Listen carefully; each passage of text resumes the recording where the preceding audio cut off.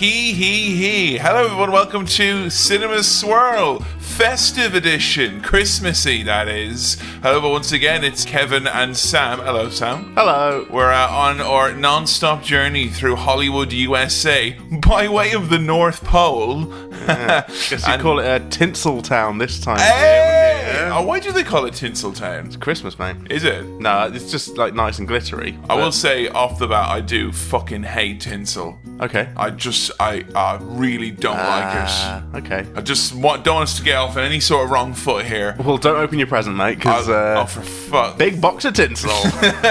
We're going to Tinseltown, quite figuratively and literally, and eat a plate of dicks. It's only episode bloody 26. Yep. And it's a special Christmas special, that is. It's a Christmas movie which people have been wanting us to do since the offset, and we're finally going to sink our teeth today into the festive Arnie classic that is Jingle All The Way. Not a classic. No. Not in the traditional sense of the term, but who are we to judge this Christmas season? You know, in the words of Noddy Holder, mate, it's Christmas, so... And in the words of Sam Chapman from last year, I don't think Santa with Muscles was a very Christmassy movie. So let's do a Christmassy movie this year. Yeah. Are you excited to finally delve into Arnold Schwarzenegger and Christmas combined? Yes. I mean, is this when you've heard people talk up a lot, or one that people have been on you to watch? Yeah, it's like... Well, I've seen quite a few Christmassy movies, but of the Christmassy movies that I haven't seen, this is the one that seems to be getting the most traction from people, the one that people love. So what Christmassy movies have you seen? Because, I mean, you know, we've mentioned this before. Obviously, Christmas is the time to watch movies. And yeah. For you as a kid, seems to be a bit of a blind spot there. So. Well, okay, right off the bat, Love Actually, right? Second up, Home Alone 1 and 2. You one of those people who think that Love Actually is like the greatest Christmas movie ever. Oh, it's great. Bill Nye sings a song. Get over it. We had a financial collapse after that movie came out. Time to grow up, everyone. I know I'm supposed to hate it, but it's all right. Love Actually, it's nice. Love Actually, the new Labour of Christmas movies. Okay. Hey, yeah. Let's watch Love Actually and then dance to Things Are Only Going to Get Better with Tony Blair and Liam Gallagher. Love Actually, the Home Alones, which have been requested a lot. And would you view Home Alone... Because, I mean, I remember watching Home Alone as a kid. Yeah. Like, lots. Mm-hmm. But never once was it ever, like, a Christmas movie. It was just, like, a movie for the kids. But it's set at Christmas. It is, yes. Yeah. Have you seen Die Hard? Yes. I think so. All right, I'm just saying, okay? If you honestly, don't know this whether or podcast not you've might seen... just be that I have terrible memory and I can't remember whether I've seen films. I've not seen any films. Are you my mate? The big plot twist is that I've seen all these films, just instantly forgotten them. No, I'm just saying, right? And a lot of people who are listening yippee-ki-yay, motherfucker! Yeah, that doesn't mean that you've seen the movie. Alan Rickman, I think, off a building. You've seen GIFs, maybe. That doesn't necessarily mean. Yeah. I'm just saying, if you had seen Die Hard, there's no way you'd be like, have I seen Die Hard? It is a movie that you will know you have seen. Okay. You should ask loved ones. Yeah. Have you seen it? Okay. Because the Cinema Swirl fan base needs to know that. Muppet Christmas Carol, I've seen. Muppet Christmas Carol. That's a good one. Yeah, classic. I've seen the Muppet with Ricky Gervais. Also classic. Classic. Yeah. You know? Great artistic integrity there. Yep. From Richard Gervais there. Don't criticise me. Stop it! I think he's the real Muppet, mate. I've put too much money into this now. There's too much on the line. Stop criticising me. No. So, any other Christmas classics? Not that I can think of off the top of my head, but Jingle All The Way is the one, other than those, that people are like, you should watch it, mate. What do you think is going to happen in Jingle All The Way? Arnie being the goofball. Could you elaborate a little bit? The end. The end. I am such a goof. And that's it, the end. Yeah, he does his funny voice. I don't know whether he is Father... Like, he does some kind of Father Christmassy thing like we saw with Hulk Hogan, or whether... Do you think Arnie's going to lose his memory? Yeah. And go on a very, very sunny Christmas adventure, like? I sort of feel like it might be Arnie as a dad, or as a parental figure. Now, obviously, we've discussed before, fathers, but your case, chips. Yeah. Arnie as a dad. Arnie as a chip. Well, how do you think Arnie would be as a dad? Do you think he'd be a good dad? I mean, just to play hypothetical dad swap here, but if you could, when you're growing up, swap your dad for Arnold Schwarzenegger for a week, would you take him up on that We've offer? not done Arnie or Chips, and in that case, it's Chips. So I'm not swapping Arnie for the chips that I swapped for my dad. Okay, right. Yeah. But if there was, I think he'd be an okay father. Okay, Daddy Chips or Arnie? That's the next question then. Still Chips. Still Chips. Still Chips. Yeah. Do you really like chips? Not even that much, really. No, I do like chips. Let's not get back into this. Okay, no, that's all right. I'm being silly, everyone. This is like a Christmas chaplain family dinner argument, We'll get around the table and listen to that Christmas episode of Sinner Swirl that you made. Sinner Swirl. Paul Sinher. I'll sit around having Christmas dinner, and then your dad, instead of giving you Christmas dinner, just puts down a plate of chips, and he's like, "Well, fucking eat them then, huh? Yeah. Eat them then, yeah." Christmas rounds. This is the atmosphere that you've created in the Chaplin family home. I've always wanted to ruin a Christmas. Yeah. And I've never done it. I've never ruined a Christmas. And this is the one, because if you've ruined a Christmas... Sorry, I love that you have to be like, honestly, I've never done it, because otherwise I would have assumed that you would have ruined at least one Christmas. Everyone has assumed that. I mean, you can't be, that loud and that Irish and have that beard and not without spoiling someone's Christmas. At least one Christmas. But you've never done it. I've never spoiled a Christmas, because, I mean, I've on good authority that if you spoil a Christmas or you ruin a Christmas... You find out about it. So here's, smooth sailing for another couple of non-ruined Christmases. Yeah. Hopefully you haven't ruined a Christmas and not noticed.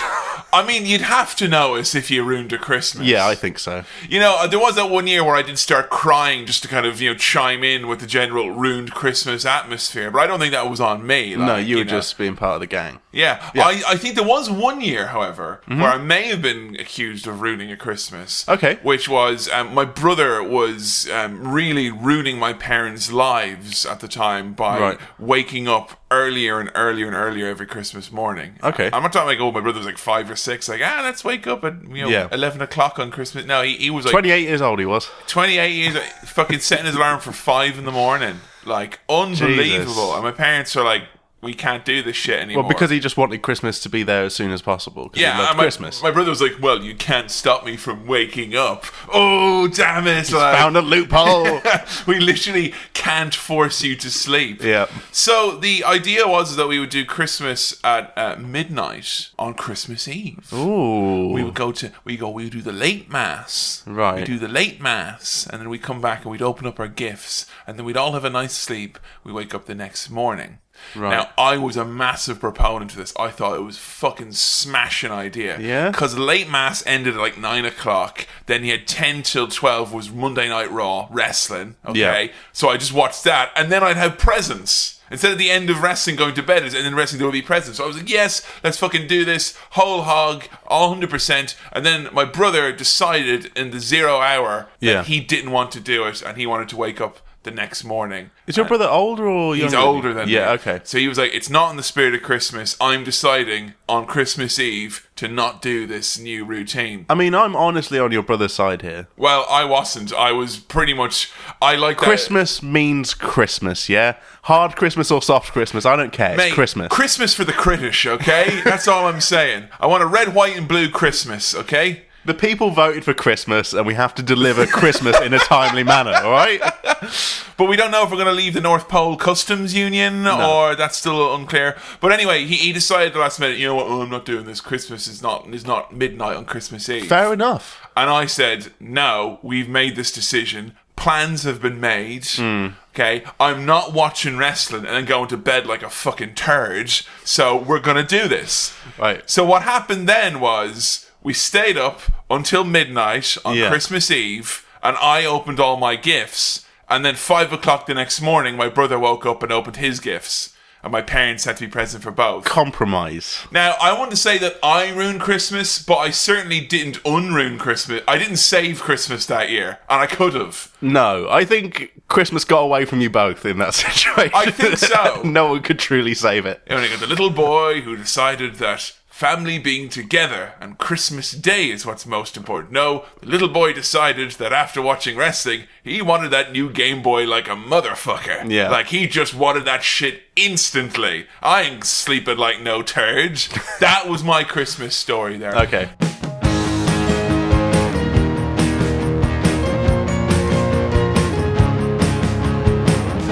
Now, we did get some festive questions into cinemaswirl@gmail.com. Cinemaswirl@gmail.com. And we do appreciate all your questions, comments, queries, and letters to Santa. Especially in this festive period. Thank you very much. Absolutely. Andy Webster writes, what is your favourite Christmas tipple? Ooh. Have you reached that kind of point now where like Christmas is like Drinky time?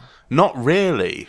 Because, like, I don't drink I used to drink on the reg in university. Oh, lad. Yeah, you know. Oh, I'm not an alcoholic. I'm just, home brewing. Now, that's an alcoholic, right? Yeah. It's okay that I've had a pint every day for the last 50 days because I made it myself. But Christmas for me now is definitely like, that's where I'm like, I'm going to drink. A nice drinky time. Like cocktails to be had at Christmas. So what's your go-to Christmas tipple? Oh, hot whiskey. Whiskey? Oh, a hot whiskey. Oh, that doesn't sound nice to me. Sam, you're missing out. You get yourself a little bit of whiskey, okay? Hang on, I know what you're thinking. That tastes like elbows and assholes. But we're going to make it a bit nicer. We get a little bit of whiskey into a hot mug, okay? And then we're going to top that up with some hot water. And inside that, we're going to put a lemon slice that's studded with cloves, okay? Right. We're going to sit that on top. And then, going to get a big dickload of honey or golden syrup and give it a squidge at the bottom. Stir. Let it reach, tepid but still warm temperature. Yeah. And you've got yourself a festive, wholesome, Christmassy drink. Warms you on the outside, warms you on the inside. It's fucking awesome. That's the Christmas tipple. Okay. I'm just saying, you see hot whiskey, you think, oh, yeah, I'm telling you. You know what? I'm in. I'll invest in this idea. I like it. You've convinced me. What about you, though? Any sort of Christmas drink? Not really. Like, This is your first Christmas or a Pepsi coming up. I mean, yeah. Well, there was like a period in my childhood where I didn't drink Pepsi, but since I started drinking Pepsi... Since you've been addicted to Pepsi. This is the first non-Pepsi Christmas. Is that going to be a tough time? I don't think any more than any other time of year has been a tough time for me. Yeah, but I mean, like, Christmas has got a lot of kind of, vegetable, a lot of, snacks and meals and treats. Ooh. Fizzy drink. Pint of the black stuff. I mean, it is tempting, but I want to make the streak. I want to do like a whole year of not having Pepsi Max. Maybe longer. So you're not even concerned then? No, I don't think... I'm impressed. Unless some shit family member brings a fucking 2-litre bottle of Pepsi round. I mean, I got you for Christmas. If it's not in the house, I'm not having it, And if your parents been instructed, don't buy Pepsi. Like, yeah. So if they want Pepsi, they can't have it now. Is that what it's coming to? Fucking A. Yeah. Unbelievable. Regarding fizzy drinks, yes, my dad has a very funny story that he likes to tell. This is like my dad's Christmas funny story. Yeah. Okay. One year, my dad ate a whole selection box. Do you have selection boxes in this country? Yeah, okay. You know. I was wondering if it's like a Catholic thing, selection boxes, and you have like, a Georgian house made out of chocolate instead, Yeah, the Protestants wanted just Tiffin. Just a big box of Tiffin. What type of selection could there be? So he ate a whole selection box. Yeah. And he also drank loads and loads of fizzy drinks. Right. Now, when my dad was a lad, which would have been way back in the olden times, back when people made boats as a hobby, he only got to have fizzy drinks like on very special occasions. Okay. Christmas being one of them. Yeah. And my dad ate a selection box, and then he drank a lot of fizzy drinks, and then he got sick, like lots. Right. Like loads. Yeah. That's my dad's funny... And that's the funny story. That's my dad's funny that Christmas I ate story. too much, drank too much, and was sick. Yeah, as a child, though. Yeah. And I think for him, what the funny twist to that is that for the child who obviously looks forward to these chocolates and sugary fizzy drinks, little did he know having too many of them would actually make him ill, which no child wants to get brain sick on Christmas Day. Classic Christmas lesson. It is a Christmas lesson, isn't it? I'm coming around to Baileys, by the way. Baileys? I'm okay with Baileys now. I used to be yucky, but now I think... What? Sorry, yucky. Yeah. Sweet chocolate cream. Right, I am a bit of a baby when it comes to alcohol. Like, I like cider because it tastes like apple juice. Yeah. But, like, I remember drinking Baileys as a younger lad, maybe like a slightly older child. Someone would give you like a little bit of Baileys to try that because it was creamy and nice and sweet. Don't tell your mum. Yeah. Get him started young on something sweet, like, Yeah. Yum, lovely. But I didn't go for it. Ah. But now I'm starting to get it, like maybe even a bit of Prosecco at Christmas. A bit of Prosecco. Yeah. A nice bit of bubbly. Not a fan of Prosecco myself. No. Oh. Gassy piss. Like, I love a bit of gassy piss at Christmas. Oh, fucking Gassy rubbish. Pissmas, I call it. I will say, I write that on my cards. alternating on the old Christmas tipple there, Bailey's coffee. Boom. Yeah. Amazing. Fucking yeah. If you've got any good Christmas recipes, like send them in and I'll try I've some never cocktails. had eggnog. And I've never had eggnog. Joe has had eggnog, and I really, really want to have eggnog. I think this might be the year I finally break. That actually leads on to this next question that we got, which is a very nice one indeed, which is from Harry Green. Is it have you had eggnog? No, he's asking if there's any American Christmas films that confused us as kids with their Christmas traditions. Okay. And eggnog is one of them. Eggnog's one of them. Yams is another one. I don't know what a yam is. It's sweet potatoes. Oh, okay. Yeah. Why are they called yams? I don't know, it's America. As far as I think now, there is a slight difference between the yam and the sweet potato. But of the same family of vegetable. Is mistletoe a thing in England? It is, but not as much as it is in the movies. Like, is mistletoe as big a thing anywhere as it is in the movies? No, I don't think so. It's just a convenient plot device in so many movies. Although no one wants to kiss me, so maybe that's part of the problem. Like, I've just never noticed it because I'm not in the situation where I'm like, oh, a little bit of mistletoe. You've never had any mistletoe, like, just hanging around where you can be like, oh, you know. I've not been the guy who goes to get some mistletoe to try and sneak some kisses. I'm not that dweeb. I would say I was very confused as a kid. Like, massively confused as to Thanksgiving and then Christmas. Absolutely baffling as a thing. Because I was like, wait, you have the whole get-together and you have the whole family dinner. You have Christmas a month before Christmas, and then you have Christmas. I was really confused by it. Really, really confused by it. And like, what was most confusing about it is that I remember someone told me, because we had an American family that we were friends with when I was a kid. Right. And they're like, oh, because Christmas isn't really the big deal. The big deal is Thanksgiving, because that's when you have all the family and you have all the big meal, all the sit down. But now it does seem like in America that Christmas is a pretty fucking big deal. Like, people do have the meal and all that jazz. Do Americans have a legit roast dinner at Christmas? They do, but it's not traditionally. I don't think it's always going to be turkey. Like, it is kind of you know. I know, yeah. Different parts of the country, I think, have got different choices. But then Thanksgiving is turkey. Thanksgiving is turkey, so I'm pretty sure on Christmas they don't have turkey. Because, I mean, what always struck me as weird, I mean, Thanksgiving, I understood what it was. I understood what the purpose of Christmas was. It was them being so close together. Yes. Because I knew friends who had, like, oh, you know, my birthday's on the 23rd of December, but it's okay because I get twice as many presents as you. You don't. You don't, mate. You don't. You have no baseline, you've no control there for us to, you know, judge the data. You're never going to know how many presents you could have had you been born a few months earlier. Oh, man, it's the fucking best, like, not being born near Christmas. Love I'm saying it's the best. Any other Christmas traditions from America that maybe were befuddling or confusing? No, I mean, it's more dinner-based. I'm still upset by the concept of biscuits and gravy. Maybe, man. The biscuits are like scone type things. All I'll say.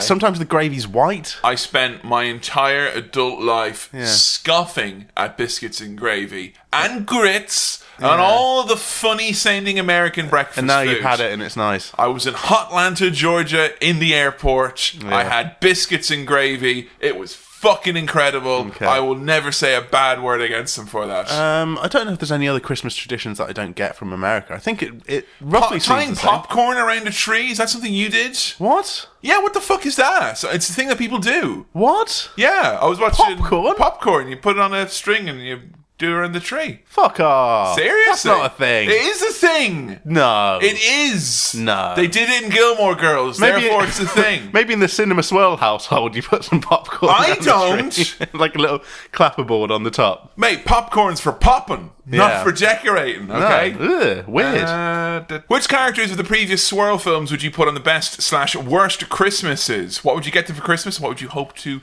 receive? Ooh, heck. I would say, following from the last episode, I think I'd like to have Ripley round for Christmas. Yeah? Because she seems like she could do with a nice, relaxing Christmas. Yeah. Because I don't know about you, but I've used Christmas myself for the last couple of years as being like, I've been stressed out to fuck all year. And now it's Christmas, I can chill. Christmas spa, you know, that's what I'm basically saying. Well, this is what I was, when you mentioned Ripley, I was like, bring her around for Christmas, and then the gift can be like a spa day weekend or something. A spa day weekend. Yeah. Yeah, nice. Or the gift is Well, I'll take care of the food. Yeah. Okay? Don't you worry, Ripley. Don't you worry, Ripley. Yeah. You know, you just give Jonesy a pet Wandering there. around in a mech suit, like, do you want me to pick up any boxes? I'm like, no, you just sit down, It's okay. Ripley. Here's some It's fine. Baileys. I think as well, I extend that to Dutch from Predator. He'd been through at the end of that where he's all cold and covered in dirt and like, oh Jesus, I've seen some shit. Honestly, hot whiskey, right as rain. He'd be absolutely fine. Honestly, I think what we want to do is just bring around some of these characters and just let them relax. Just let them have a nice chilled out time at Christmas. Do you know why? Do you know why Darth Vader is a bad person to have over for Christmas? No, Kevin, I don't know why Darth Vader is a bad person to have over for Christmas. Because he re-gifts, and he's a rotter. Doing that as well, so No, good question though. Thanks very much for that. Are you excited to watch Jingle All The Way? Yeah. I mean, do you think this is going to be a good movie, or do you think it's going to be an Arnie good movie, or do you think it's going to be a pile of steam and shite? Somewhere between the last two. The latter two. So I don't think it's going to be like unenjoyable. I think I'm going to have fun. Mm-hmm. Whether that makes a movie a good movie is you can enjoy a shit movie. There are familiar faces in this movie. Yeah? Familiar. Aside from Arnold Schwarzenegger. Aside from Hollywood megastar Arnold Schwarzenegger. Okay. Do you know anyone else is in this? Literally no. I know that it's Arnie and it's a Christmas film. That's about all I know. So you don't know what Arnie's trying to do in this? Like what he's trying to get, or what he's trying to do, or what he's trying to accomplish? Maybe get a family home for Christmas? He's driving him. I am driving home for Christmas. Just going down I can't wait to see those faces. Like Jenny's. No, I don't know. I don't know anyone else who's in it. I don't know who's involved in it. Action. Well, it's comedy, Arnie. It's drama. You don't just comedy, but you don't just fucking put Arnie in a Christmas movie and be like, well, he's funny, and don't take advantage of the fact that he's a big, muscly bloke, action star. He's a stud. Unless it's like a fish out of water situation where he's like this big, muscly fish out of some normal Christmas water. A big muscly fish out of some normal Christmas water. Do you think you're going to learn Christmas lessons in this movie? The meaning of Christmas, the true meaning of Christmas. Either true meaning of Christmas or I guess I better this Christmas period. What? Go to the gym and get jacked. Get cut. Yeah. Ripped. Get solid. Get hard. Yeah. Hard. Get a big erection in the gym. Just make the whole body like an erection. Yeah. All just hard. So that's what we're going to learn from this movie then, I'm assuming. Hard bodies. Hard bodies. Gonna have a hard body Christmas. I don't know. I don't know anything about this film, really. There's probably some Arnie catchphrases that come from this. So you don't know any of the quotes from this movie? Because this thing has been gift to bejesus and back. Like, it's everywhere. But then last time I was trying to work out which one was the Chopper one, and I thought it was Terminator 2, and then it was Predator, wasn't it? It was the that's Chopper. true. So I don't want to, Are there any Christmas Arnie quotes that you know of? No. I'll be driving home for Christmas. I'll be home for Christmas. Does he do his Arnie noise? I mean, of course he does. It is Arnold Schwarzenegger in the movie. So he does the noise. He does the noise. Okay, well, I'm looking forward to the noise. I am really excited because I think I've shown Jingle All The Way to many, many, many people. And Jingle All The Way, when I first saw it when I was a kid, I was like, this is fucking stupid. I hated it. Yeah. Hated it. You didn't really realise that the true joy in it is sharing it with other people and It's become something of a Christmas tradition in my life. I mean, this isn't one of those films where we can really drill down into it and be like, who directed it? When was it It doesn't fucking matter. Does it? Like, no. Who directed it? Arnold Schwarzenegger may as well have fucking directed it. Who the fuck cares? Yeah, we're just going to have some fun for Christmas. Who wrote it? A giant machine in Hollywood with candy cane stripes. They turned a fucking wheel and this movie came out. Let's go do a cinema swirl. Yeah!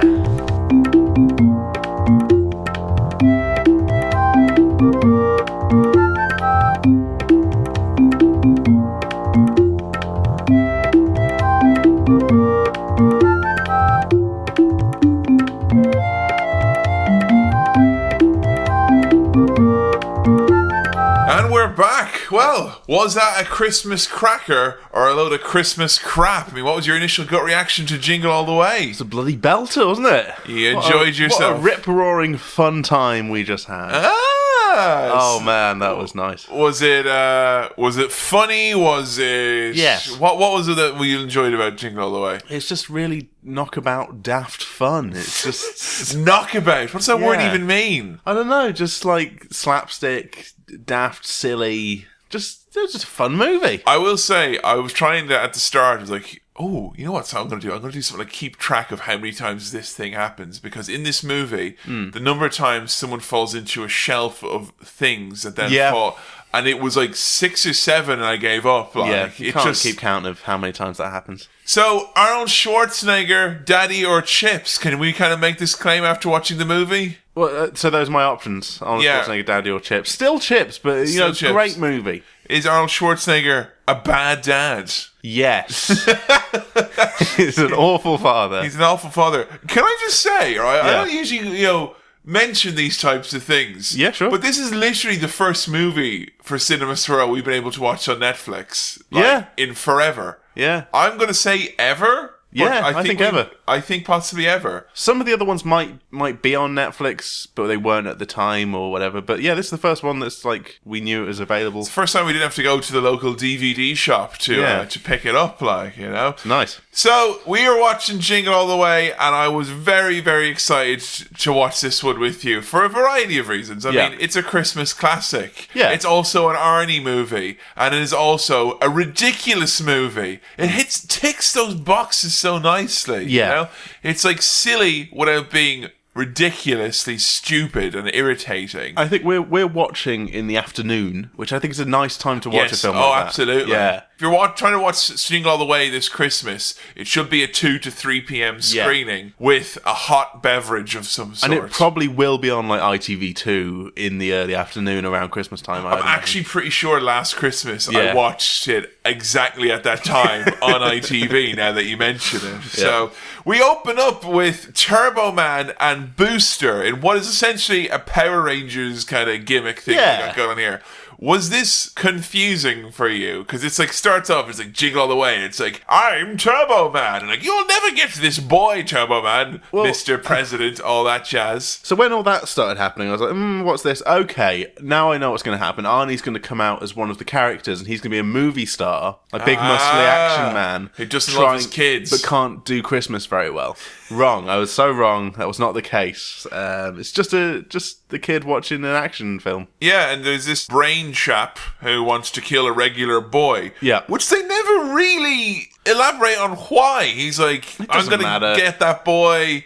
And then Turbo Man saves the boy. And he's like, I'll get you next time, Turbo Man. Like, what were his plans? What were his intentions? Get him. Because he didn't say, I'm going to get that boy next time. He's like, Turbo Man, for stopping me from getting the boy, I'm going to get you next time, possibly with another boy. Was those kind of decisions that a big brain allows you to have. And did you notice the child who was watching this? It's Anakin Skywalker. Annie! Little Anakin Skywalker. You recognised him? Yeah. Because you have seen episode 1. I have. You have seen episode 1, so we won't be swirling episode 1. No. But we may swirl the other prequels at some point. Little baby Darth Vader's in it. What do you think of this kid?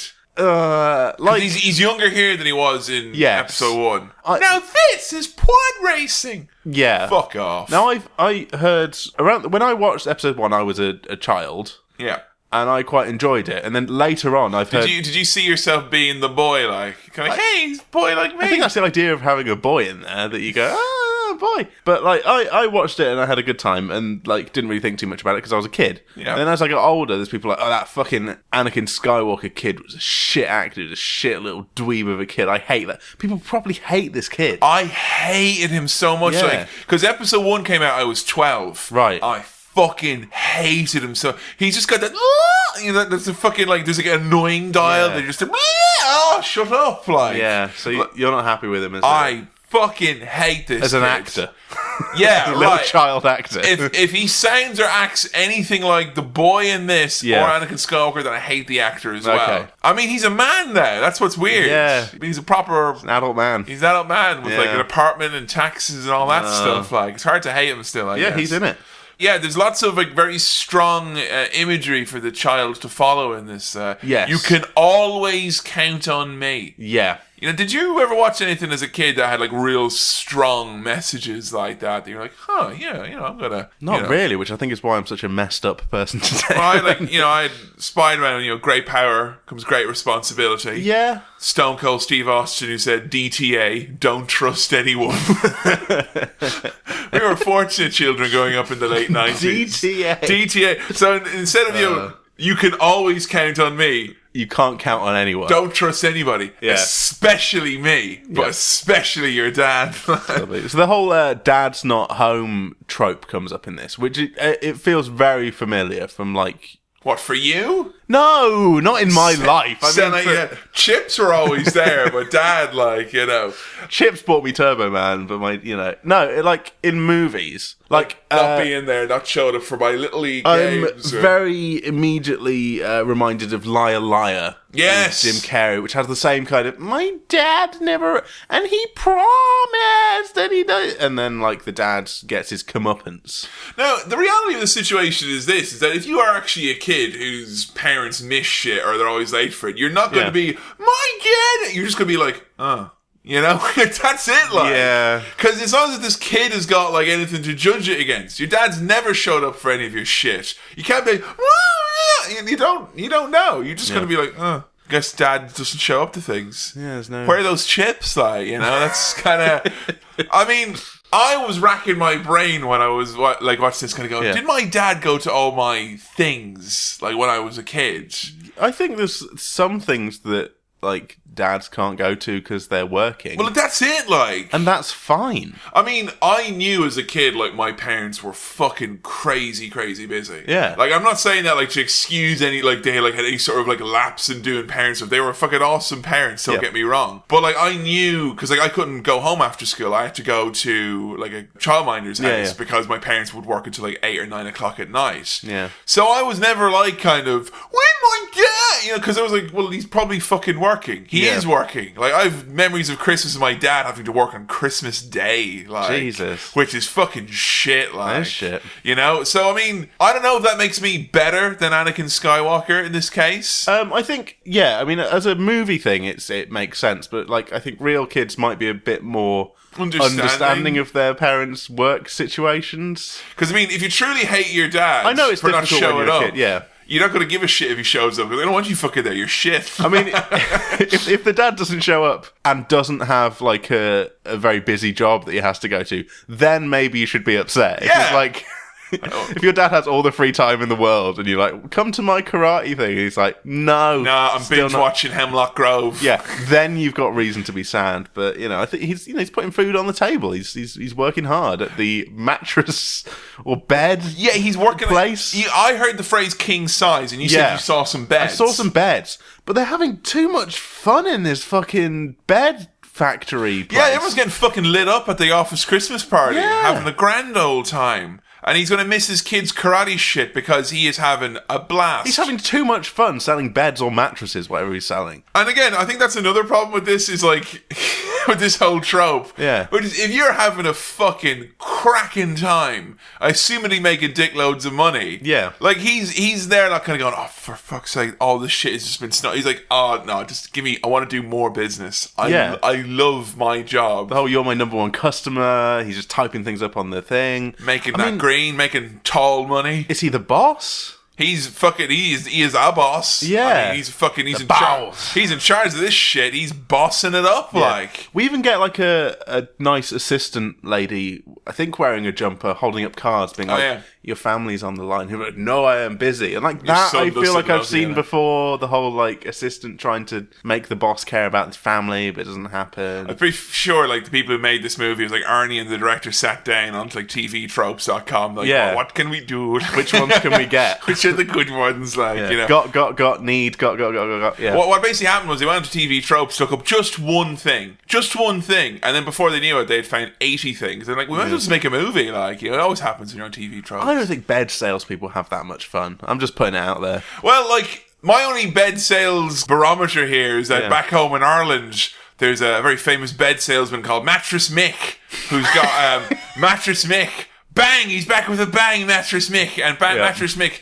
sells mattresses in Dublin, and he does a great job of it. And he looks like he does his videos where Mattress Mick is back with a bang, and he looks like he's having a great fucking time. Or maybe I'm wrong. Maybe bed sales and mattress sales are where it's at. Is Mattress Mick childless?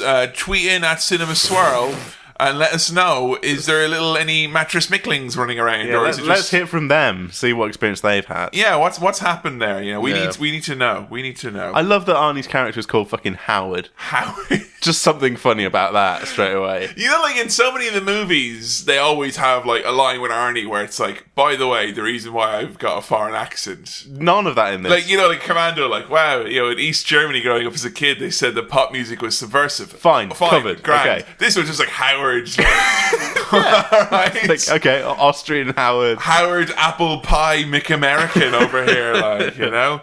So he keeps saying, like, I'm going to make it. Yeah. I'm going to make it. We should cut to kids' karate competition thing. Yeah. Karate's a fucking dumb thing to learn as a kid, right? I mean, I'd learn recorder. That shit was dumb. I'm glad I don't have to pretend to kick. Yeah. You know, it's not great. Yeah, I'm really learning karate. Sure we are. And we see we see Phil Hartman for the first time. We see Troy McClure, Lionel Hutz. Fucking love Phil Hartman. Yeah. He's brill. His voice is just... The voice fills me with warmth. It's so nice. And you ever see any of his stuff from SNL that he did? No. Oh, man. I need to get into Phil Hartman stuff. Yeah. Taken before his time was Phil Hartman. Like a true jewel of comedy is Phil Hartman. So he's there because his kid is also a karate boy. Now, I definitely grabbed the wrong end of the stick with this one because I was so sure of this. Because you asked me later on, I said, I think it's this. And I was wrong. Yeah. But I wrote down straight away here in my notes, Phil Hartman is a randy widower. Yeah, well, I saw that all the mums are like chatting to him and like, I baked you cookies, Phil, and like, oh, can you come and fix? And like, I think all the mums are trying to bang Phil Hartman, or it's implied that he's banging all of them. There's some banging going on. There's some bangery. He's an eligible bachelor, and I'm trying to think. Why did I think that like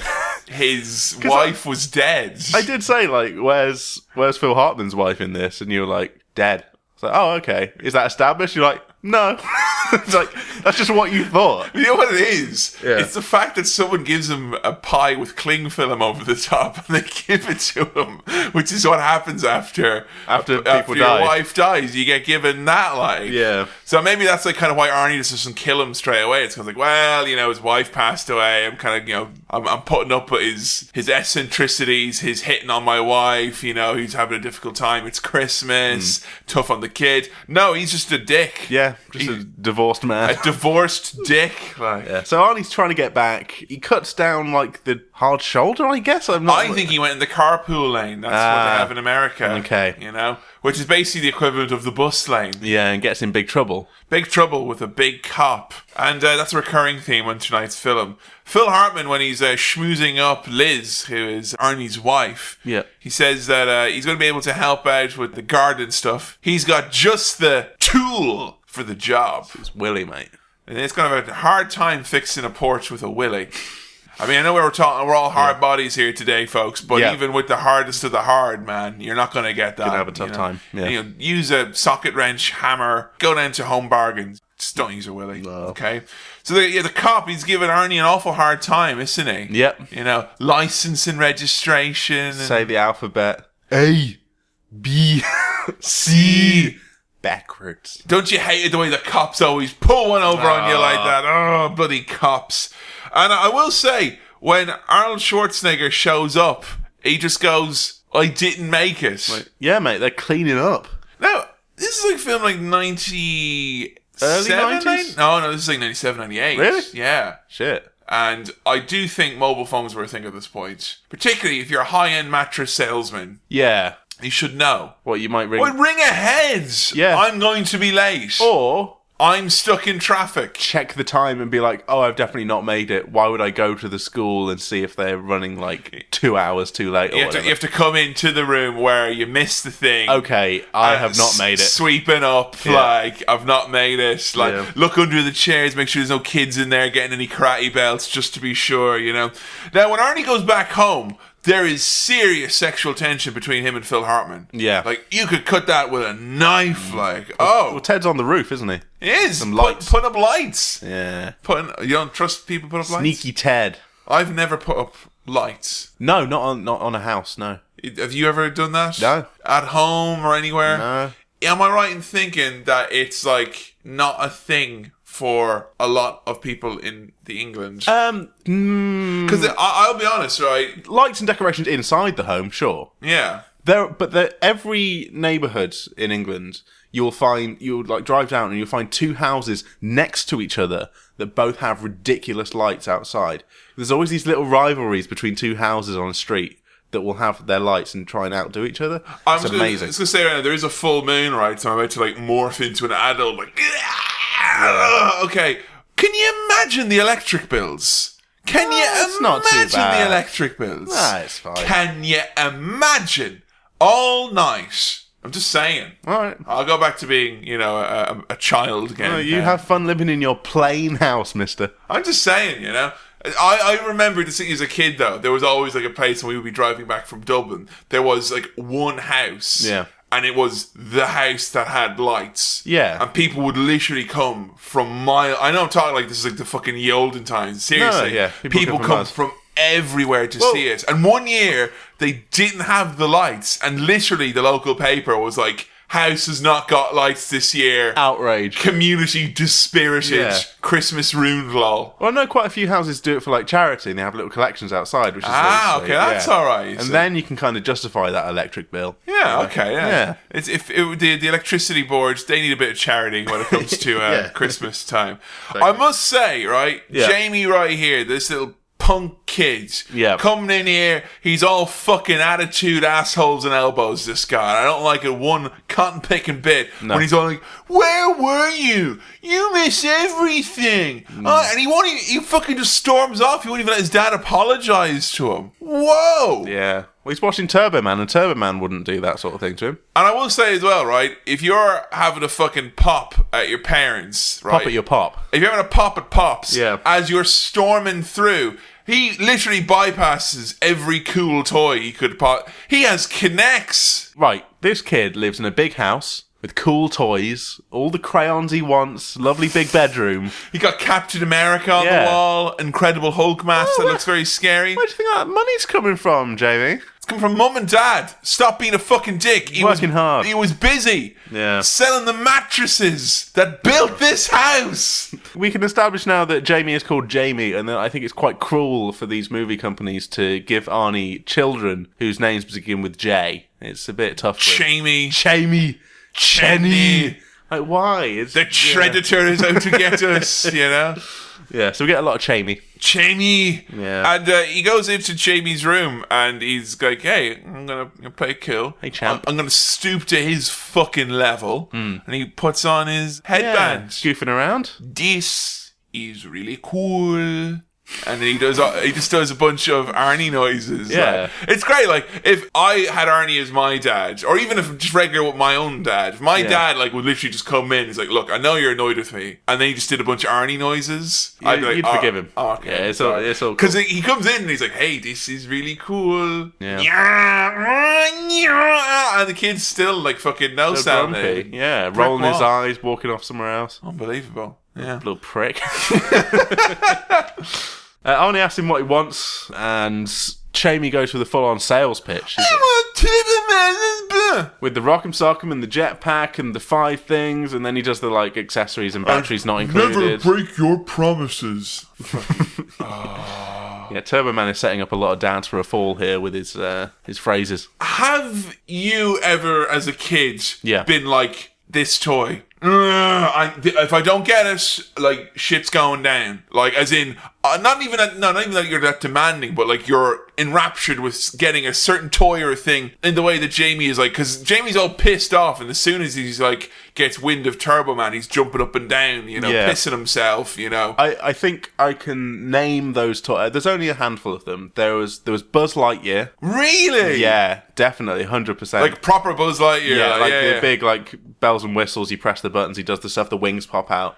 I wanted that, and I got that because I'm a spoiled little turd. I want the Buzz Lightyear with the burn there. I don't think I was stroppy about it. I think I was just I would really like this. Put it on the Christmas list early. File that early, yeah. Send it in on time. Proper hint, pre-deadline. Done. Did you have a cutoff? No, but like you know when to submit those Christmas lists. Furbies as well. That was the one where like even I as a child was aware of like the hype. These are fucking selling out and getting difficult to get hold of. Because I think I was really lucky in the sense that I was just too old for all the. Because I remember as a kid there was like a series of toys like that where it was like Buzz Lightyear was one, the Teletubbies toys was one, Tickle Me Elmo was one, where Furbies, and every year was like, here's the toy that will make parents miserable this fucking year, and every year I was like, nah, I'm okay. But I think because I'm a little bit younger than you, I was in like the age range for those toys. You were just like that generation where they're like, fuck, we can really take these dumbass parents to town. So God bless my parents for getting those for me and not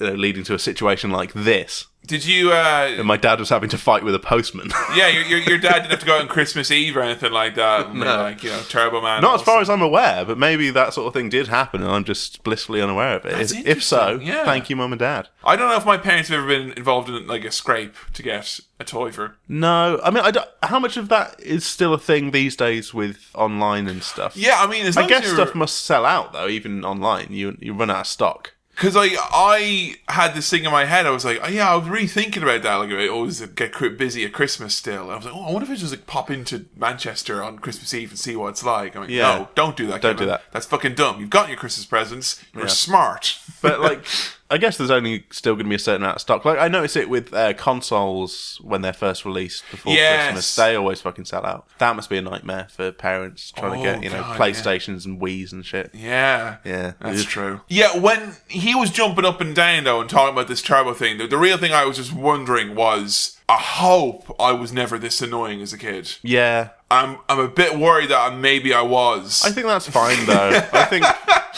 that's what kids are like. They're, very enthusiastic about their things and they're kind of a bit whiny and annoying. And they like their material possessions. Yeah, that's children. That's children. That's their whole gimmick. Not all children, mate. Yeah. All children. No, all children. Literally all children. All of them. No, I was a very mature child, actually. I just wanted all children. Books and clothes.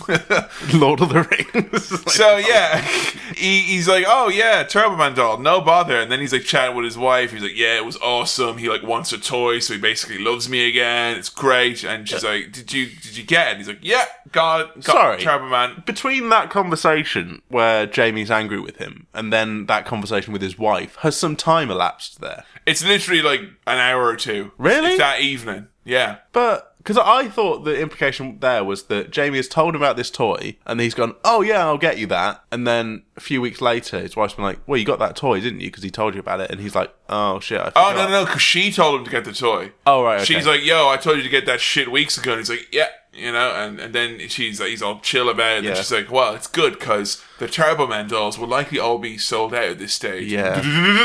You get a lot of that in this movie. And it goes right into Arnie's eyes. Zoom the shocked face. He's got very white eyes. Like really white eyes. Yeah. Do you think he's got some sort of eye whitening gel that he's keeping himself? My little eye. So he lies to the boy and he lies to his wife. Great way to start Christmas. Now, the kid... You don't notice this boy watching his Turbo Man TV show and he's got all his Turbo Man posters. Yeah. He's eating Turbo Man cereal, which looks gross. They're brightly coloured discs in his Turbo Man pajamas. Now, I think it's unhealthy for a child to be so fixated on one thing. Yeah. Were you ever like tunnel vision about it? Like, this is what I'm into, this one thing... Fuck everything else. Because I had wrestling and Star Wars always as two big things. Yeah, you'd balance. I always felt I had a balanced diet of content. No, I mean, I guess you go through like phases as a child where like something becomes your primary focus, but you always have other stuff going on. Because like, when I was a kid, the kids in school who like Power Rangers, that was it. That was their one everything thing. else. That was it. Power Rangers. Yeah. Get away from me. And no, Power Rangers. Because I remember like Pokemon, tech decks. What the fuck is a tech deck? The little finger skateboards. Oh my god, I remember one of those. I had a wrestling one of those. Yeah. They didn't work. No? Well, I mean, you said you went to do like tricks and ollies and then you realise that your hand is attached to your arm, so it's... Listeners, I guess someone couldn't do a kickflip on a tech deck. Can you do a kickflip on a tech deck? Get a tech deck, yeah? Yeah? No, I can't. You can, okay. You can't, because it's your fingers. You can't possibly... It's attached to your arm, you know. It's ridiculous. I mean, all you just did it so you can look cool. You can put, like, cargo pants and justify having them on your little fingers, you know, if you have tech decks. No. Tech decks, I didn't realize they had a name. Good Lord. Yeah. So he's off to go, and he's going to, buy the toy stealthily on Christmas Eve. Yeah, he heads out. His wife's like, Howard, it's Christmas Eve. And he's like, yeah, I'm just going to go pick up the toy. And then the kid goes, you can't go and work on Christmas Eve. We have to go to the parade. We go to the parade. Oh, just fucking shut First the up. Karate, now the parade. Jamie does a thing here, which is some nice exposition where he goes, it's the parade. And I'm just like, what? And it's like... We go every year. You remember, right? That's a family tradition that we have. So shut up. Yeah, he likes explaining that they went every year because Arnie just clearly forgets everything that happens in his life. How old are you? Like, what, 3 or whatever the fuck it is? How many years can we have been going to this shit, okay? You haven't been alive long enough for anything to be a tradition. Yeah. Leave it, all right? No. The kettle's boiled, Jamie. The kettle is boiled. Phil Hartman's got a reindeer with a bad attitude. Yeah. Why has Phil Hartman got a reindeer? He did say, but I was like too wrapped up in his voice. He said that he's of the belief that you can never make a child's Christmas too magical. So he's got fuck's sake. He's got a reindeer. Got a reindeer to make, and then he says he's going to release it into the wild afterwards. He said if nature is kind, it'll welcome it back in like he has. Yeah. Now, of course, that is a domesticated or captive bred reindeer, and it's releasing it back into the wild. Not going to be good for it. Nature ain't going to be kind. Yeah. Nature's a fucking dick. Okay, yeah. Nature's going to fuck that reindeer shit right the fuck up. So yeah, not kind on that front. That's a great thing to get a kid for Christmas. A reindeer? Yeah, a reindeer. I'd love a reindeer in the garden. A reindeer's not just for Christmas, so it's a terrible idea to get one. Yeah, imagine a reindeer in the summer. Just lying there all like still there. And hot and like, oh, Jesus. Give me some snow cones. Come on. So Arnie's off to the big town for his big shop, and it's big busy. And he meets Sinbad. Yeah. The mailman. Can't remember his actual character name. I think it's Mervyn, but he calls him Mervyn. Michael. Marin. Mark Maron. It blends. Sinbad. Yeah. Are you aware of Sinbad, the comedian? Not really, no. I know that there is a comedian called Sinbad. That is literally as far as I know about Sinbad. He played the White House Correspondents' Dinner in like 94 or 95. Don't know, mate. I'm just saying, right? Don't know, mate. You're student to stand-up comedy, okay? Yeah. If you want to be a student of the game, you got to sit down and study those Sinbad tapes. And I say Sinbad tapes Colin, Pryor, Bad. all the big first American name names. Sin, you know. I'm just saying, you sit down, you got to study those Sinbad tapes. Yeah. And I don't say tapes is kind of like a general. You can only get it on VHS because he didn't. Once the millennium came, Sinbad was locked in carbonite. Yeah. So you know. So he's just a stand-up comedian. Stand-up comedian turned slightly too popular comedian actor / comedian actor that everyone got sick of. Once, you know, he's doing a voice on Steven Universe now. Okay. So he pulled himself up by his bootstraps. Yeah. Good on him.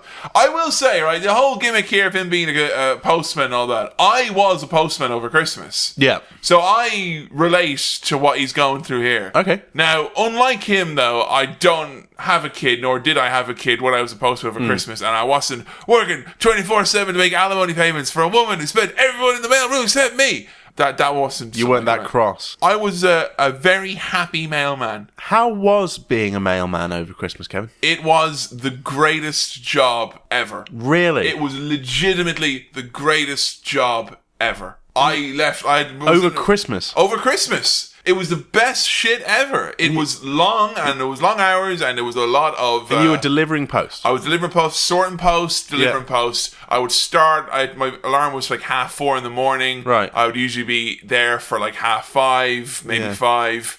And I would be back anywhere between 4 p.m. and 9 p.m. Wow. And I was paid by the hour. And I know that seems like the worst shit ever, but honestly... Did you have a lot of fun? I had so much fun. Yeah? I had so much fun because it was just when I started doing podcasting. So I was listening to loads of podcasts at the time. Right. So it's just you in a van? Me in a Were you van. in a van? Someone else took me in the van. I didn't have the van license. Right, okay. But it was me in a van, and then I would get my sack of mail, go deliver it. All right, here's another. Go deliver that. And you follow the route. Yeah. You just walking all day. The worst thing that can happen to you is that it would rain. Other than that, it was a delight. Okay. Because I came home that year for Christmas in the best physical shape of my life. Yeah. It was amazing. Lifting boxes as a job. Oh my God. It was fucking... I was on my feet all day. I was active. I was getting up early, so my metabolism was all on fire. So I came home and I was like... My parents were like, holy shit, you've lost like 2 stone and you have leg muscles and a goddamn right. You don't notice it happening. Like, I worked for like 6 months at Asda loading boxes onto vans. That was like basically my job. I still attribute... And you get so physically fit you so get quickly. Strength from it. Like, I still have strength in my legs that I got from that. Yeah.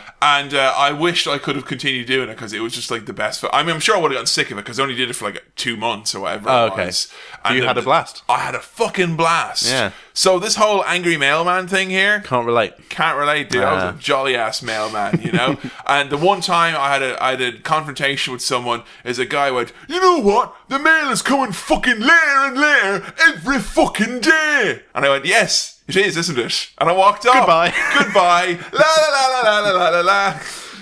They say it's bad because they don't have mailmen on routes anymore, constant routes. Right. So they're like, oh, it's bad because you don't get to know the people. I was like, that's good. Yeah. So you can say shit like that and be like, I'll be in another postcode tomorrow. Lads.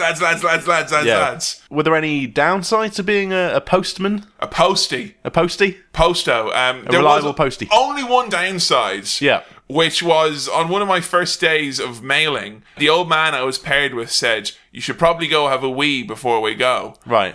Because, you know, he was like, you should go have a wee. I was like, I don't need to wee. What are you talking about? Now, as a postman, I would have... To dip our toes back into the Tolkien universe, I would have a second breakfast. Yeah. Because I'd have my breakfast at 4 a.m. when I would wake up or whatever. Then I'd have another breakfast at 8 before I went out to do the mail delivery. And I would have my wee in the morning and think, oh, that's fine. Not realising I've added 4 hours onto my day. Yeah. So there was a point when I was out delivering the mail and I realised I had to piss. And not just any sort of piss. It's kind of a creeping up on you, knock on the door, open up, there's a tsunami of piss behind that door. You don't want to open that door. No.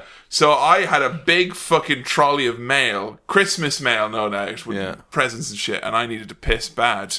And I realised I was getting to a point trying to hold it in with all this mail that I was about to piss myself. Right. And I could feel it was barking at the door. Now, as a postman, you can't knock on someone's door, be like, here's your post. Can I use your facility? I literally spent 10 minutes stood by my carrier going, could I knock on one of these doors? I think you could get away with it. And I looked through, I had 1 or 2 things that people had to sign for. I'm like, I wonder if I can ask. And I was actually told that, no, you're not allowed to do that shit at all. Also, as well, at the time, I had a mustache, which made me, like, a man in a mustache. Not letting a mustache man in your house to piss. You know, mustache man, you would not use my toilet. Take your piss somewhere else. Take that mustache piss elsewhere. So what did you do, Kevin? So what I did was I tried to look around and see if there was anywhere where I could pee in hiding. Like a bush. Like a bush or something. Yeah. There were some trees at the far end of the estate where I was. Okay. So I started walking across the big green to get to the trees. And then I started running. And I had this little trolley behind me. I did drop the trolley at one point because the piss was starting to escape from me. Yeah. So I literally dropped the trolley and I still had a bunch of mail in my hand.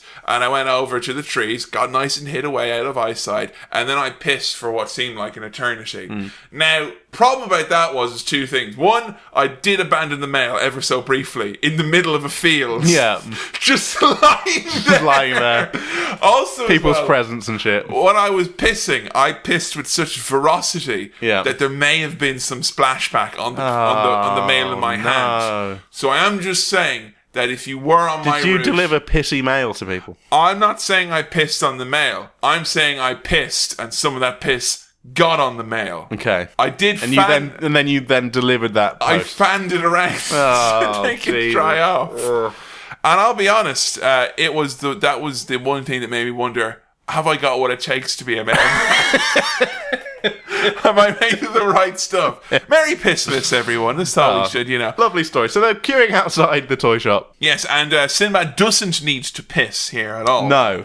Sinbad is basically like giving a chat here where he's like, don't grow up. Yeah. Because if you grow up, you're going to have to buy toys and have sucked kids. in by the toy cartel. The toy cartels with their subliminal advertising, which suck your children's minds out. And it's just, you know what? Don't grow up is what Sinbad is saying. It's a bit of a bleak message. And he starts choking a woman in the middle of his, like, I'm on your side, Sinbad. Yeah. I'm sitting there going, yeah, I know. Stressed out, Melvin, man. I know the job. Until you grab that woman. I know the job. I've pissed myself. I know the job.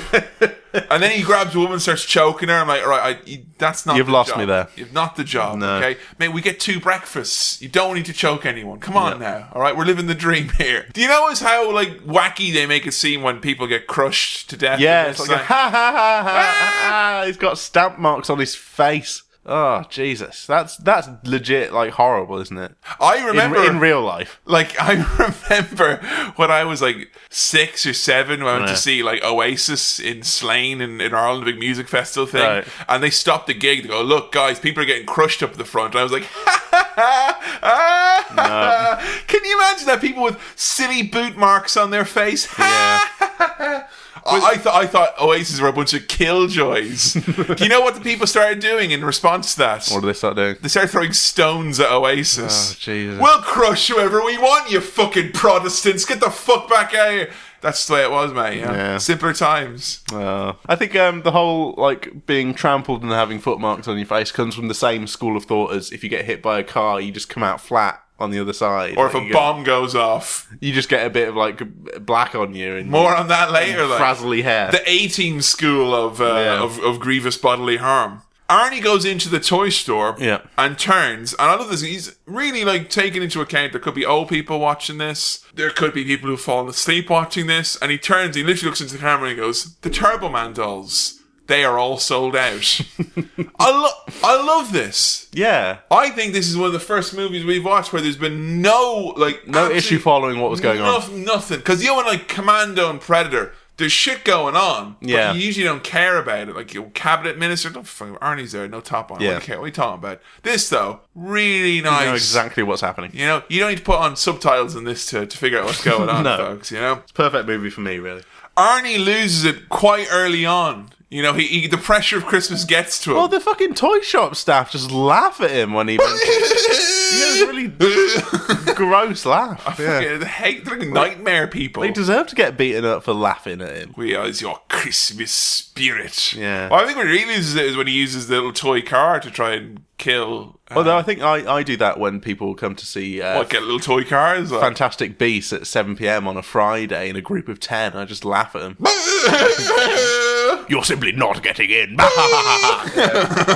then you bring over your ugly friend. Like, I mean, using the little toy car to trip him up. When he landed, you were like, oh. Yeah, I think I'm old now because I'm doing what my dad does when we used to watch You've Been Framed. Which go, oh, like, and be like, oh, I felt that. Like, really empathising with the pain of these people. When I was a child, I was like, they've fallen in this. Jeremy Beadle is right. He is a fucking cock, this idiot.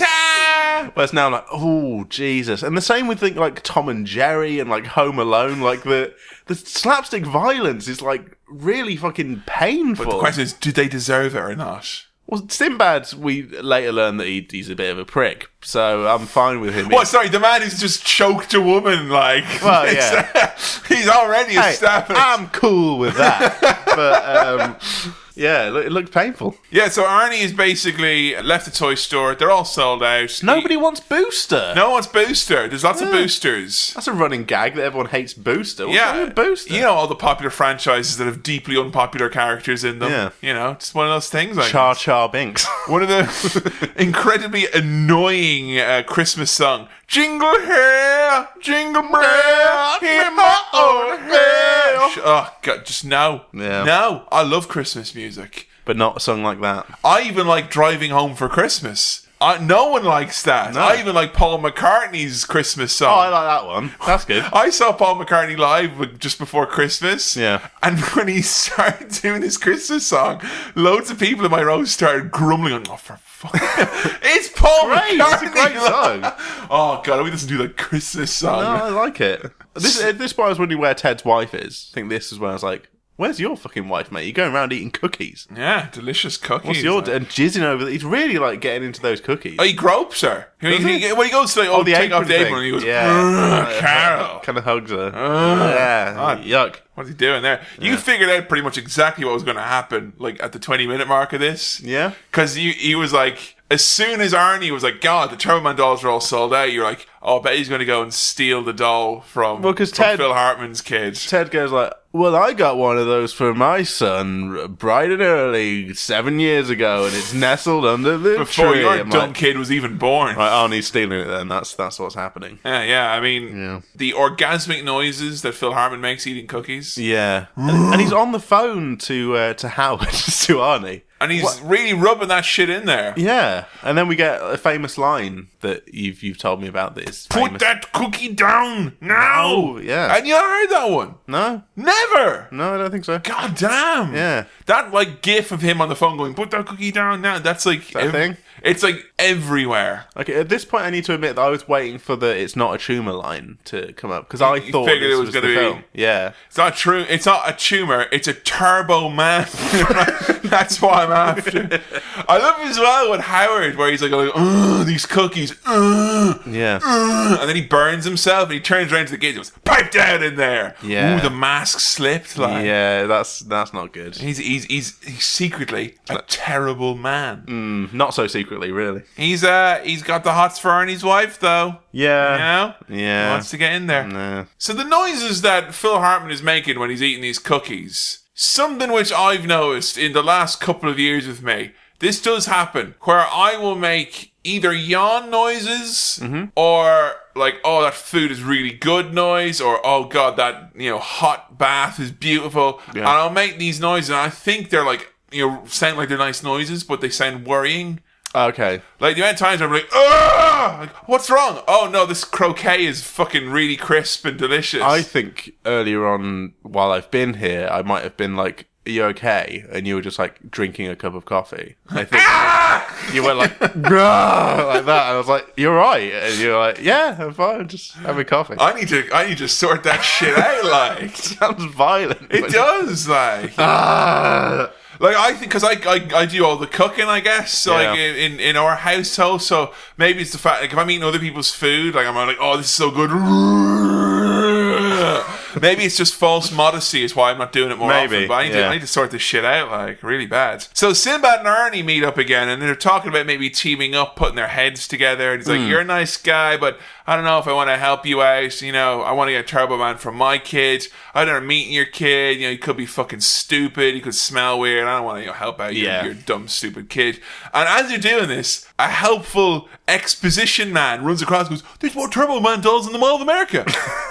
They've had a late delivery. Cheers. If you had that information and you were a parent who wanted a Turbo Man doll, you'd keep fucking quiet, wouldn't you? You'd just run past them. You wouldn't Why be like, would you tell anyone? Great news, guys! There's a Turbo Man delivery. I'm sitting around waiting for all this like exposition to happen in my life to help me out. Guide you where you need to be. I mean, like yesterday, our heating was broken, and as I was like in town, I was really worried about it. And if a guy ran past going, "Don't worry, you'll get sorted out in a day. It's fine." Thanks. Yeah. My mind's at rest. It doesn't happen in real. Thanks a lot, Hollywood. Broken Britain is what this is, mate. Broken Britain. And Arnie knocks over a police bike, but it's not going to be the same police officer from before. Surely not. That would be too much of a coincidence. Never, ever, ever. Oh, it is. I must say, right, this fucking cop, he is not on board what this movie's about. Everyone's wacky and he's just deadly serious, boring and serious and straight-laced. I think they missed a trick having a real wacky character play this cop. Yeah, like a silly police officer. Instead of fucking George Bush Senior, we get over here like, have you knocked into my bike? Oh, come on now. So they go to the Mall of America, where they go into the toy shop. Yeah. And they've come up with an idea of the toy shop, which is they're going to give out lottery balls. Yeah. Bouncy lottery balls. Form an orderly line, get your balls. Get your balls, and then we'll give out some Turbo Man dolls. A toy shop owner's fucking evil? Because the law of supply and demand. We are in charge of the toys, and we will decide. And people are like, boo. And we are the arbiters of Christmas. Well, the price has just doubled, so you've learned your lesson, haven't you? And like, we've got plenty of booster for you. And they're like, if you want to ruin your child's Christmas, I mean, toy shops, surely they would attract at least a relatively happy person. Yeah. You got to get into the toy business. Surely you're approaching this from like... fucking misery guts. Like, you know, if you're running a little chef, I'm going to assume you like, you know, sausages and hash browns, even just a little bit like... Oh, even just thinking about that is making me hungry. I should have brought up a top little chef. You go to the roadside grill later on. Don't worry, you'll be fine, okay?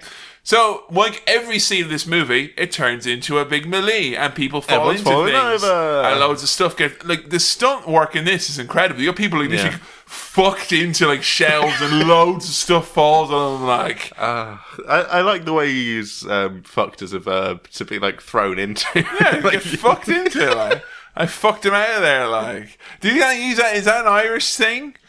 Maybe. Have you not heard that? You're the first person I've heard who uses it in that way. And I mean, it's a versatile word. Like, you know, let's fuck these fuckers the fuck out of here. You know, I love that goddamn word. Sinbad maces Arnie to get a bouncy ball. Yeah, they're really fighting over these balls, which aren't even like definite. That's not a Turbo Man. It's a chance. It's a maybe even slim chance of getting one. And Arnie spends a good deal of time like running after being maced in the eyes, which he's like he totally is like whatever. That's why his eyes are so white. I don't trust him. Yeah, very white eyes. Gets maced and he's totally fine. He runs after this bouncy ball with reckless abandon. Yeah, it gets caught by like a little girl who's got it in a pushchair, and then she goes on a little playground thing in the mall. Like, at this point, if there's grievous bodily harm going on and people are essentially dying in this store, just steal one. Yeah, just like, loot. There's a riot going on in there. Yeah. You know? I mean, just go get one. Well, they've probably got the Turbo Men behind, like, glass, haven't they? They've probably got bulletproof glass in an office somewhere. Surrounded locked by away. Really obnoxious staff. Going, you can't get in here. You know, that kind of a gimmick. Yeah. The demon girl eats the ball. Yeah. And then Arnie tries to get his ball out of her mouth, and people are like, pervert! Yeah, I mean... hit them with handbags. They really should be shouting pedo, but it's like a family film, so they're like, you pervert, and he's like, oh, I'm not a pervert, I'm just looking for a Turboman doll. And I'm like, that's the oldest excuse in the book, mate, for being... Gary Glitter used that one. Like, no, I'm just looking for a Turboman Gary, doll. Come on, it's not even a real doll. And all the mums just start handbagging him, just hitting him, and I'm like, that's real justice right there. What, hitting people with handbags? Just whack him with a handbag. Not all handbags are going to be the same, I guess. Depends on what you got in them, mate. Yeah, some have a brick in that shit. Exactly. You know? It could be real dangerous stuff. Arnie is all dejected, walking along, thinking that, oh no, the Turbo Man dolls, they're all sold out. Yeah. But who's there to save the day? It's one of Arnold Schwarzenegger's former co-stars, the lesser of two Belushis. It's John Belushi's older, balder, fatter brother, Jim Belushi. Yeah. John Belushi, of course, America's guest. Everyone has always remembered hearing the great stories of the great comic actor John Belushi wandering off set on movies he was performing and just wandering into other people's houses, and people were like, please come in, eat our food. You're John Belushi. You're great. Jim Belushi is America's cold caller knocking on your door. I don't want you here. Why are you here? No. How did you get her address? The fuck out of here and go make everything according to Jim. I don't like Jim Belushi. No. He is, come on. You don't deserve that surname. No. You don't know John Belushi, do you? I know John Belushi. Do you? Yeah. Yeah. SNL. Yeah. Have you seen Animal House? No, haven't seen Animal House, haven't seen Blues Brothers. What? So, okay. Cinema swirl, for fuck's sake. Right, sake. now I'll tell you what we'll do. We'll do a Belushi swirl. We'll put in one of the fucking shit that Jim Belushi was in. We'll lay this thing to rest. We'll put Red Heat in there. Okay. Yeah, okay. Yeah. That's going to happen in the new year. All right. Count on it. Belushi is like a toy dealing Santa. A bad Santy. Yeah. Not the film Bad Santa with, what's his name, Billy Bob Thornton. Or Bad Santa 2 with Billy Bob, yep, I'm doing it again. Out now. Billy Bob Paycheck. Out now in cinemas. Have you seen it, Sam? No. You can see movies for free, can't you? But I have judged the people who go to see it. Is it just Billy Bob Thornton? Like, give me like 100 tickets. People want to go and see it. They're like, the first one was hilarious. Let's go and see the... Like, oh, you poor... That's our Christmas present to the Cinema Throw fan base. Don't. That knowledge. Yeah. Just don't, okay?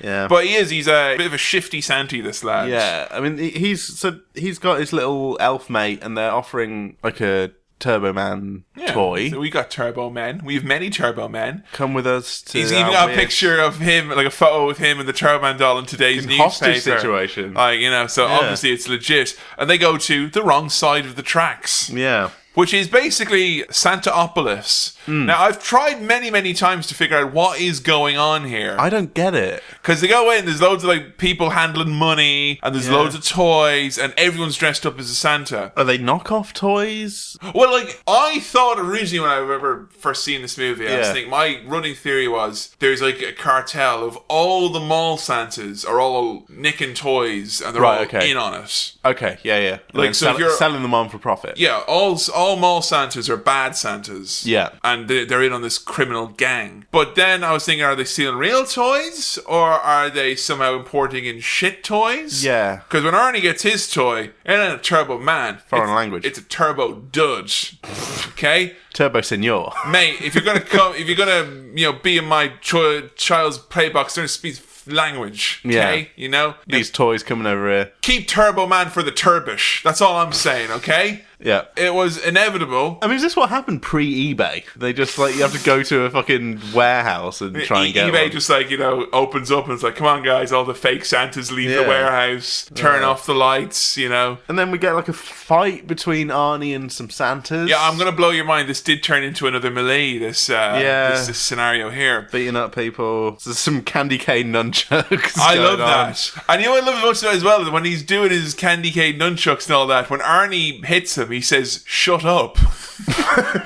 He doesn't like that noise. Classic catchphrase. No, Arnie was like he was harking back to earlier when he was trying to do ninja stuff, and the kid was like, "You're fucking stupid and lame, Dad." Right, okay, yeah. I hope my mother never has sex with you again. And he's like, so you got sad about it. Maybe that was it. Maybe, yeah. I must say I was really touched by Jim Belushi's speech about, I'll do it for every child who wakes up on Christmas morning and gets clothes instead of toys. Yeah. Have I told the story about the worst Christmas gift I ever got? No. Because one year I got, and I was so fucking pissed off about this. And I understand, as a kid, you come off as being so rude when you're annoyed by a gift. But this was a double whammy. I was given the most hideous, awful, grotesquely ugly Mighty Morphin Power Rangers grey sweatshirt. It was so fucking ugly. And a couple of things. Number one, sweatshirts fucking suck. Number two, that grey, come on. What kind of a colour is that for a child who are grey? I mean, Jamie's wearing a sweatshirt in this film at a lot of the points. I hated the Morphin Power Rangers so much, and I was like 5 or 6. And I remember literally being like, I hate this. And what's my parents who got it? It was like, I think it was like childminders or something like that. Right. They gave it as like a gift. And I was like, I hate this. And I didn't know, because I was so young. And I was like, I didn't know how to process the anticipation of getting a gift. When you're given something, you have to wrap it and then being disappointed. And open it. And being disappointed that, one, it's not what you want. Yeah. Two, it's something that feels like you have taken everything that I don't want and put it into a gift. Yeah. And that's too much for a child to process. So if you are listening, parents, or anyone who was around me when I was that age, you can't have a go at me, because I've just explained it. So I was in the right. All right. And I've never ruined a Christmas either, have I? Yeah. So, okay. Yeah. I'm starting to not believe you're never ruined a Christmas. I've never ruined a... Why do people... I don't want this jumper.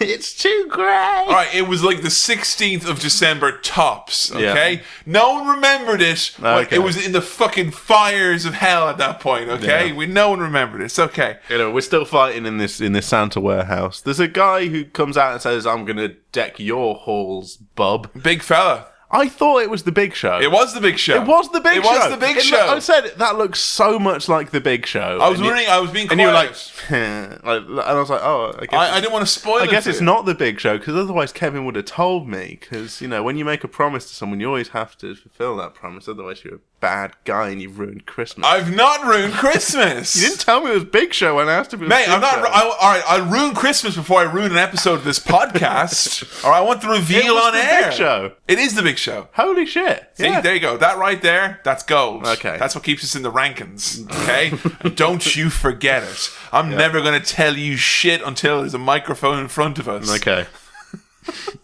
There's like a little Santa, like a little mini Santa. A little goblin Santa. Who gets punched and manages to defy gravity by going like in a straight line about perfectly 50 meters or something. It's great that this movie like at times just decides to like, you know, go into cartoon mode essentially. I'm totally cool with that. Happy with that. Love it. Lovely. Arnie impersonates an officer to get out of the fact that police raid the place. Yeah, fucking extremely good quick thinking for a mattress man. Very resourceful. Yeah. How many times do you think he's had to pretend to be an officer in the line of duty before when he's selling mattresses? Never. There just happened to be a badge on the table as well. Yeah. That's resourceful, I was going to say, or just lucky. Is that because it's a toy and kids want police badges? And police are dumb. Yeah. And they just hear that authoritative Austrian accent. I think that's like this guy's got to be big. A nice old school thing that kids want, like a sheriff badge or a police badge and stuff like that. Yeah, to imitate an officer. Yeah. You can't do these days. You can't do that, no. Did you ever have a sheriff's badge when you were a kid? No. Yeah. Never got elected? Yeah. No. No one was trusted in the old West.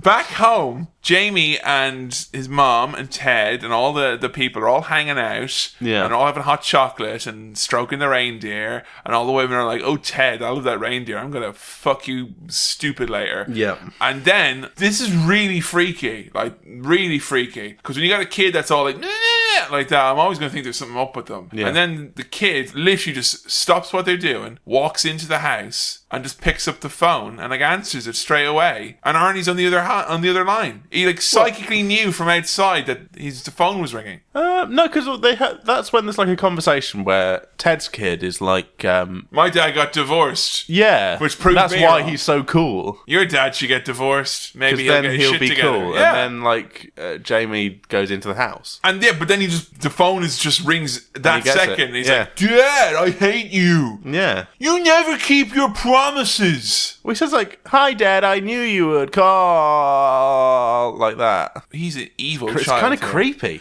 And I have to say as well, the wife and mother, when she turned and she goes, damn you, Howard. Brilliant. I laughed a lot at that. What a fucking... You can't take a 5-year-old child's side in an argument like that. Well, they have a little argument, don't they? Because he's like... You never keep your promises. Turbo Man keeps his promises. I hate Turbo Man. If I want advice from anyone, it's not a Turbo Man. And he's like, I am sorry for being mean to you. Not Turbo Man. Ombudsman, maybe I'll defer to in certain situations.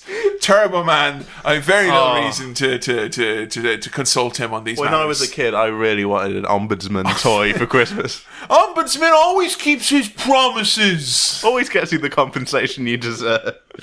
And you've remember, been wronged. Only contact me in case of an emergency and a business has maybe wronged you. There's a hotline, it's a free call, okay? Or contact Citizens Advice. Yeah. You should do that. So Arnie's having a fucking nightmare, isn't he, here? Yeah, pretty bad, you know? His wife's been stolen by someone else. Yeah. His kid hates his stinking guts. Think something's fucked his car. Oh, yeah, his car gets fucked over. Can't remember why that happens. It just gets all fucked up. He's ruined his own Christmas here, is what's happening here. He goes to a nice diner. It'd be a very nice looking place. It looked like a train carriage. Yeah, I like that. That's a cool gimmick for a I think that's common in America. Yeah? Because this is not the first time I've seen... Train car... blank. Like train car restaurants, train car diners and stuff like that. I think it's fucking awesome. It's really, really cool. Bad dads have a whiskey coffee. And then we get the most haunting, terrifying image. Fucking hilarious, though. Because Sinbad's talking about how he never got the toy he wanted as a kid growing up. And his friend did, and his friend's now a billionaire. And he's like... And I'm a loser. And I hate my dad. Yeah.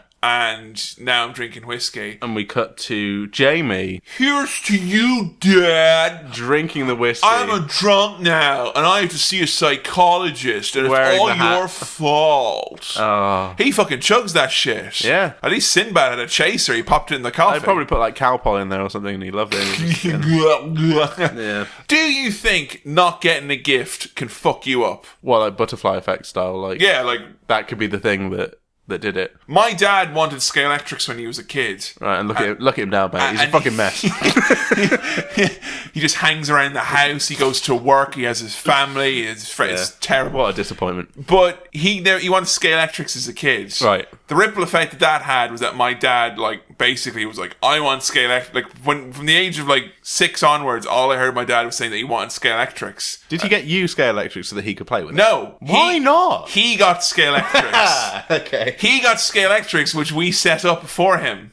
And then had to set up every year for him. No. So there was a ripple effect there. Yeah, it did have an impact on him. Arnie shouldn't be looking at at Sinbad and kind of seeing a kid going, "Oh, here's to you, Dad." He should look at him and then see 2 kids going, "For fuck's sake, we have to get the Turbo Man shit out of the attic and set up and for fuck's sake." But were there any gifts that you didn't get as a kid which have a ripple effect? No, I don't think so. Apart from the Ombudsman, I didn't get that. And ever since then, I have to ring the Ombudsman at least once a year just to. Last year, I asked for Fallout from my parents, just as kind of like hey, here's an easy gift. You'll find it in Tesco. I'd love that. And they complained about having to get it, and then they just didn't get it. So the ripple effect is this year, I'm just not asking for anything. Yeah. It's easier that way. What if they get it you this year? Like, they remembered. You get it. Better late than never, So we hear win like a radio competition in the diner to win a Turboman. And they break the phone. You've got to identify all the reindeer. What are the reindeer? What are all of the reindeer? Go. Go. Rudolph, Dasher, Blitzen, Blitzen. There's Blitzen. Oh, we'll never forget the Blitz, will we? The English. Dasher. Never let Dasher, it Rudolph, go. Blitzen, like Nitzen or something. Like 2 of them rhyme, but I can't remember which ones they are. Dasher, Donner, Bonner. Bonner. Dasher. Is there one called Donner? I hope there isn't, because that's like why Donner and Blitzen. Yeah. Donner, because that's like the Donner kebab, like could be. Is a reindeer. Is a reindeer. Yeah, they're just all cut up. I remember once in Germany, like where I had my first Donner kebab, and there was a place in there that just had this soft toy, and it was just like a Donner kebab that had 4 legs on it with a smiley face, like this is the animal. Wild kebab. Just don't ask any fucking questions. No. Dasher, Donner, Blitzen, Gary, Ragnar, Keith, Scott, Barry. You've got Zane. Aldo. Did I already say Keith? Yeah. Rudolph. Yeah. Rudolph the Red-Nosed Reindeer had an Yeah. Those are the ones. You got them. Nailed them. Boom. Yeah. Nailed it. Hashtag nailed it. Zane, Harry, Niall, Liam. Niles. The fucking other one. Can't remember the other one. Never know. Yeah. Never know. Arnie smashes the door to the radio station to get into the studio. They fucking physically go to the radio station because the bloody man at the diner is like, "Hey, the radio station's just down the block. Hey, you just broke my fucking phone, mate." Being very charitable for a man who's just had his phone broken. I wouldn't be taking that shit at all. Absolutely not. But yeah, Arnie really gets in that. He enters that room. He kicks that door and smashes it. Dasher, Donner, Blitzen, Keith, Nick, Gary. Yeah, he reels them up. SpongeBob. He knows them, which is good. Yeah, he does, and he's very confident. And then Sinbad comes in. He's like, "I'm gonna blow everyone up with this bomb." Yeah. JK, guys. It's just an adorable music box. It's just an adorable not bomb. And then they're like totally miffed when they find out it's a gift certificate. But Arnie still takes the gift certificate, I noticed, at the end. He holds it in his hand. So, like, where does it go? I don't know. So what, he's got another one? Like, he's got like a secret family we don't know about. Like, another kid, like... One goes, maybe. Slightly less preferred kid. I'm just saying, like... Surely it would be knowledge, seeing as laughs were had in every public situation where he's like, "Hey, we've not got any Turbo Men." It was like, "Of course, blah, blah, blah." Like, he would be at the point where he's like, "I know there's not any Turbo Men, so I'm getting this one in the new year." Okay, thanks, Dad. I love you for trying. Maybe. No, not this kid. Not good enough. All that fucking... Too much lobster claw, mate, yeah? Too much jibber jabber. I mean, Sinbad's very quick with the whole, like, "I've got a bomb" routine. That's like a... He's practiced that. Yeah. I mean, there's things that happen in this film where, like, the consequences are not as severe as they should be. Like, I mean, if any kid comes out of this kind of going, ha, bombs. We've got like Arnie grabbing that tiny girl and some mums hitting him with a handbag, and then like Sinbad going, I've got a fucking bomb, I'm going to blow this place up, and like the police come, but political correctness gone mad. You couldn't do this movie anymore. Can't do that now in the post 9/11 world, mate. Instead of taking out a bomb, it'd probably be like a risk assessment. Broken Britain, mate. Rubbish. Unbelievable. Bloody rubbish now. Sinbad does the bomb trick again when the police are there. He has like a little red bomb this time. Oh, I've got a bomb. And he says, I work for the post office, so you know I'm totally unstable. Is that like a reference to going postal as a thing? America, there's the whole thing, going postal. Yeah. Like, what is that? I feel it's more serious than it, like a flippant line in a film. I think there was like instances of like shootings involving postmen or something like that. That must be what he's referencing, though. Yeah, it is. I know. I will say, right, the most disgruntled I saw anyone when I was working in the post office was when they ran out of bacon. People were pissed. Kicked up a fuss. Like, people were like, fuck this. I'm not doing the job. Like, no bacon, no post. No bacon, no Christmas. Yeah. End of the discussion. But that time it's like an actual bomb that blows up the policeman in the building. And I was like, are they just going to cut from that to like more funny japes? But they go back and it's one of those funny bombs that like gets a bit of like... makes your hair go dirt wacky. On you and frazzles your hair. A hair-raising So it's device. all okay. Yeah. And all the cops are looking at him kind of going, you maroon.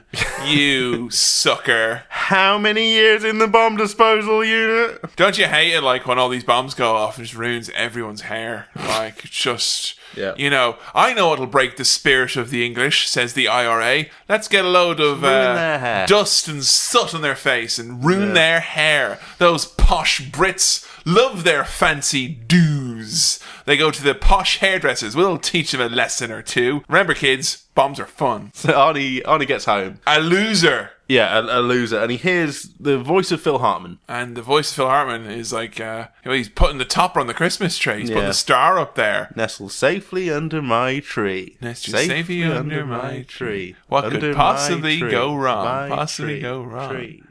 Cookie. Dental plan. I like it as well because, again, it was a case of like, Dad's fallen asleep. He's woken up. Ugh, what's happened? Yeah. Maybe anything under the tree. Oh, okay. Oh, yeah, I remember. I know what's happened here, like, you know. So he steals. From a kid. A thief. On Christmas. What a bastard. And he looks out and he takes it and he's like, what am I doing? Yeah. Stealing from a child. And, you know, Howard's kid's a bit of a fucking fart knocker. Like, he's a bit of a... he's a bit of a fucking dweeb. Yeah. But no one deserves to have their shit stolen on Christmas. That's pretty greasy. No, it's not. Now, that's not the bad thing that he does. The bad thing he does is he destroys Phil's house. Yeah. He sets fire to it. Well, the reindeer's there getting angry at him. He's like, nice doggy. I'm like, you just listed off all the names of the fucking reindeers. You know what that is. Don't call it the reindeer is my favourite character in this. Just the noises coming from it. I love when there's animals that just challenge the notion of cuteness in animals. Because animals are, like, not cute. No. Like, at all. You will see a cute picture of an animal. You know, mate, they're literally fucking animals. But if you see, like proper, like, particularly any sort of hoofed animal, like a reindeer, camels, llamas... Violent. Sheep, goats, rams, anything in a petting zoo. Yeah. Fucking gross. Yucky. Mucus covered fucking... You know what's like literally one of the ugliest fucking things ever? And I know this because in our school we had a herd of them that lived in the field surrounding our school.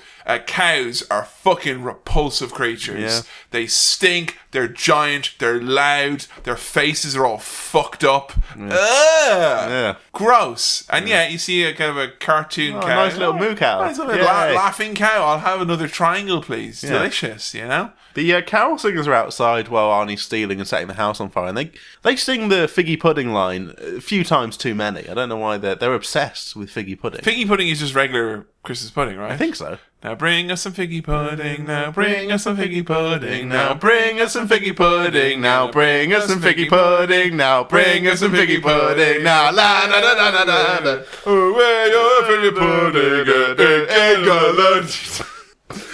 So Arnie gets caught red-handed doing what he's doing, turbo-handed. He's got the present literally in his hands. Like, if you're emerging, you know, cap in hand, stolen toy in another, fucking house burned down, reindeer fucking punched. He punches the reindeer. It's like the reindeer sounds like a sad drunk. It sounds like in the episode of The Simpsons where it's in the future and Krusty is old. Yeah. And Lisa's getting married. He goes, ugh. That's exactly what this reindeer sounds like. Yeah. And the burn of the century, mic drop moment. If ever there was a moment where a wife trades hands here, this is it. Yeah, Ted comes in and he's like, you can't bench press your way out of this one. Oh! And what he's really saying is, I'm going to fuck your wife. Divorce on the spot right there. Hot shit right there. Intense, yeah. Handle with care. That's some nitroglycerin you got on your hands there. Have as many muscles as you want, but not as many turbo men as you need. How many situations can you bench press your way out of? If you need to lift up some weights. Okay. If you're trapped underneath some weights. Maybe like okay. Previously, he was spotting. Howard was being spotted by Phil Hartman in a bench pressing competition. And he said, "You can't bench press your way out." Oh, you can. Fuck. Yeah. Well, you're really good. And now at he's that. been waiting for time to be like, bench press your way out. Previously, your bench pressing was admirable. However, in this circumstance, in light of new evidence. You cannot bench press your way out of this one. So we go to the parade and we can see all of our favourite characters. I've never seen a Christmas parade. It's not a thing. Is it not? It's not. Is it even a thing in America? Thanksgiving parade is a thing. Christmas parades? I want to go to a Christmas parade. That looked fun. We've had this discussion before in previous Christmas swirls. Yeah. But you're all up leaving the house and shit on Christmas. Yeah. Like going out and doing stuff and seeing people. You want to be in. Bolt the doors. Yeah. Keep everyone out. We get all the food and all the drink. No one is allowed in or out. Yeah. And we eat all the food and drink all the drink. No parade factor into that. I don't want to go to a parade. Or parades in any fucking film, and there's a lot of parades in a lot of films, always have two radio hosts talking about the parade. Without fail. That will always be a thing. That is an American thing. Because they do show the parades on TV and they do have commentators being look at that, there's something else that's coming by. Yeah. But all of our favourite characters are here. The Tick. Yeah. I love the Tick, but he has no business being on a national parade. Sonic the Hedgehog. Raggedy Ann. The famous Crayola crayons. It wouldn't be Crayon Christmas without Crayon. Wouldn't be Crayon without Christmas. The Cat in the Hat, all just hanging out. All the Christmas characters that you know and love and we're willing to spend upwards of $1,000 to appear in this very movie. Ted's got eggnog. Yeah, and he's Ted-nog. He's got eggnog, and in his in his head, that is, he's got dirty intentions. Yeah. He makes his move. Don't worry, Ted's here. I mean, is he really thick? Because, he's got all these women who are literally pining for him. Yeah. And then there's the one woman who's like, yo, not interested. Yes, we both cook. So does everyone else who needs to live and survive in this planet. Yeah. Why? What's his deal? Barking up the wrong tree is what he's doing. Literally. Yeah. Yeah. He gets nogged. He gets nogged. He looks like a synth. He's all covered in nog. Yeah, he has a great Colin Cum cosplay going on here. He looks proper synthetic here. Yeah. He did make the eggnog look really unappetizing. Like when it's splashed on Phil Hartman's pervy face. You don't want to get in there and lick it off. I don't know. Maybe I'm going to go postpone it for another year and not get eggnog again. No nog this year. Ted's just being a pure straight up skunker right here. Yeah, he's a skunk. He's a fool. He's a jerk. He deserves to be dunked in nog. Arnie ducks the cop and runs away from him. Same cop. Again. Gets covered in coffee. Coffee cup. Hot coffee. Hot coffee. All over that hot cup. Arnie just walks into a room and he just gets, against his will, he's dressed. Yeah. He's just going, another trope, going into a room and people are like, oh, you're here, you're the guy that's replacing the thing, and then dressing someone up like that. I've seen that before in all sorts of film, TV shows. I think the rationale is... Yeah. He is a big beefcake. So that it must be the guy. How many beefcakes can there be? Yeah. It's obviously him. Good looking guy. Get him in the Turbo Man suit. There's only so many people who can bench press their way out of this situation. This must be the guy. Surely. Yeah, so he gets all dressed up and he goes out on the thing. They're like, you've already read the instruction manual that we sent out to you, but here's some changes. You press this, boop, boop, boop. All right, off you go. Oh, you're on the float. Go. And Booster's a bollocks as well. Booster's a fucking prick. He says a joke here. I think it's a joke. Just a saying. He's like, I'm sweating like a dog in a Chinese restaurant. Right? Now, if you're a family and you're watching this film, Jingle All The Way with your kids, how are you going to explain what fucking Booster's talking about? Is it like a thing where like it's okay. Booster's like a racist. Look, and his racist assumption. Family movies, okay, are the opportunity where we can pass down insensitivity and bigoted views from generation to generation. Yeah. It's quite a beautiful thing, really. Like, you know, all the executives are sitting around going, how can we harbour resentment for the Chinese in kind of a vague way that kind of maybe attacks the other Asian countries as well, because we don't want our children growing up thinking that this is an equal society. Well, we've got a little gem we can sneak in here. Sneak in a little bit, kind of. I mean, yeah. It's racist. It's racist. Okay, yeah, it is. It's a racist assumption that a Chinese person is gonna eat a dog. Yeah. Okay, I knew a Chinese person who once ate a whole plate of bees. That wasn't scary. That was impressive. Okay. I literally turned to him. I was in China and I go, what is the weirdest thing you've ever eaten? He goes, well, I ate a plate of bees once. I was like, wow, that's amazing. And I think that if we all accepted those facts as a people... No. We can't just breeze past plate full of bees. Were they cooked bees? Yeah, they're cooked. Cooked bees? Cooked bees. Cooked bees? Yeah. He said they used to, when he was a kid growing up in China, they used to grab cicadas out of the sky and then they would roast them on an open fire. Those are big bugs. Like... Jesus. I'm just saying, just because someone's from China doesn't mean they're going to eat your dog. Or cooked bees. Or cook your bees. However, we have one instance. There have been instances where bees and dogs have been eaten. Doesn't mean you have to resent people for it because they're different. Yeah, so Booster, in addition to being a bit of a racist, is also wearing, like, Kylie Minogue gold hot pants. Yeah, little pants. Yeah. He doesn't have the figure for them. No. No. He really doesn't. Furry creatures shouldn't wear hot pants. It doesn't look particularly well. And we're in another kind of Deus Ex Machina situation because Turbo Man is going to pick a lucky kid to win a special limited edition best Turbo Man that could possibly be toy. How shit did that Turbo Man look? It looked worse than the normal one. It's so bad. I would prefer the regular one. I'm gonna say, I'm not saying this to be like fucking, needlessly name dropping stuff. Yeah. But me and Joe designed a toy for the series Man Down, right? And that was a small. Mr. Television. No, it was a small English. It's a small English TV comedy for a small channel. Okay, they had a couple of $100 for Channel budget. 4 aren't going to be happy with that, mate. You call them a small channel. They are compared to Paramount Movies. Compared to 20th Century Fox, they're small. Okay. They did a better job at designing a figure that actually looked like a real, proper, tangible thing. Then this Hollywood fucking the Turbo Man looks so rickety and shit and cheap and nasty. And that's supposed to be the more expensive, like, special one that you can't get. Mate, this is the same year Street Sharks came out. They set a high bar for quality plastics and materials being used, okay? Turbo Man, get your shit together. Yeah, but Kevin, you gotta remember that not everyone like you and Joe is like a prop master. Some of us are just gonna watch it and enjoy it, just based on just looking at it. You're going to be like over-analysing. They didn't have the right guy for the job. That's obviously it. Okay. Just saying, time-traveling makers of this movie, get in touch. So Arnie has to like pick a boy, any boy or girl, but he's going to pick a boy. He's going to pick a boy, and he picks Jamie. Nepotism. Points at him, and the little like Ted's kid's like, "Oh, he's pointing at me." I was like, "No, he's pointing at me." It was Jamie like that, and like he knows, baby. Shut up, just And at this point, we can start talking about the fact that no one fucking recognises Arnie, even though his face is fully on display. It's behind a little visor, but you can still see it.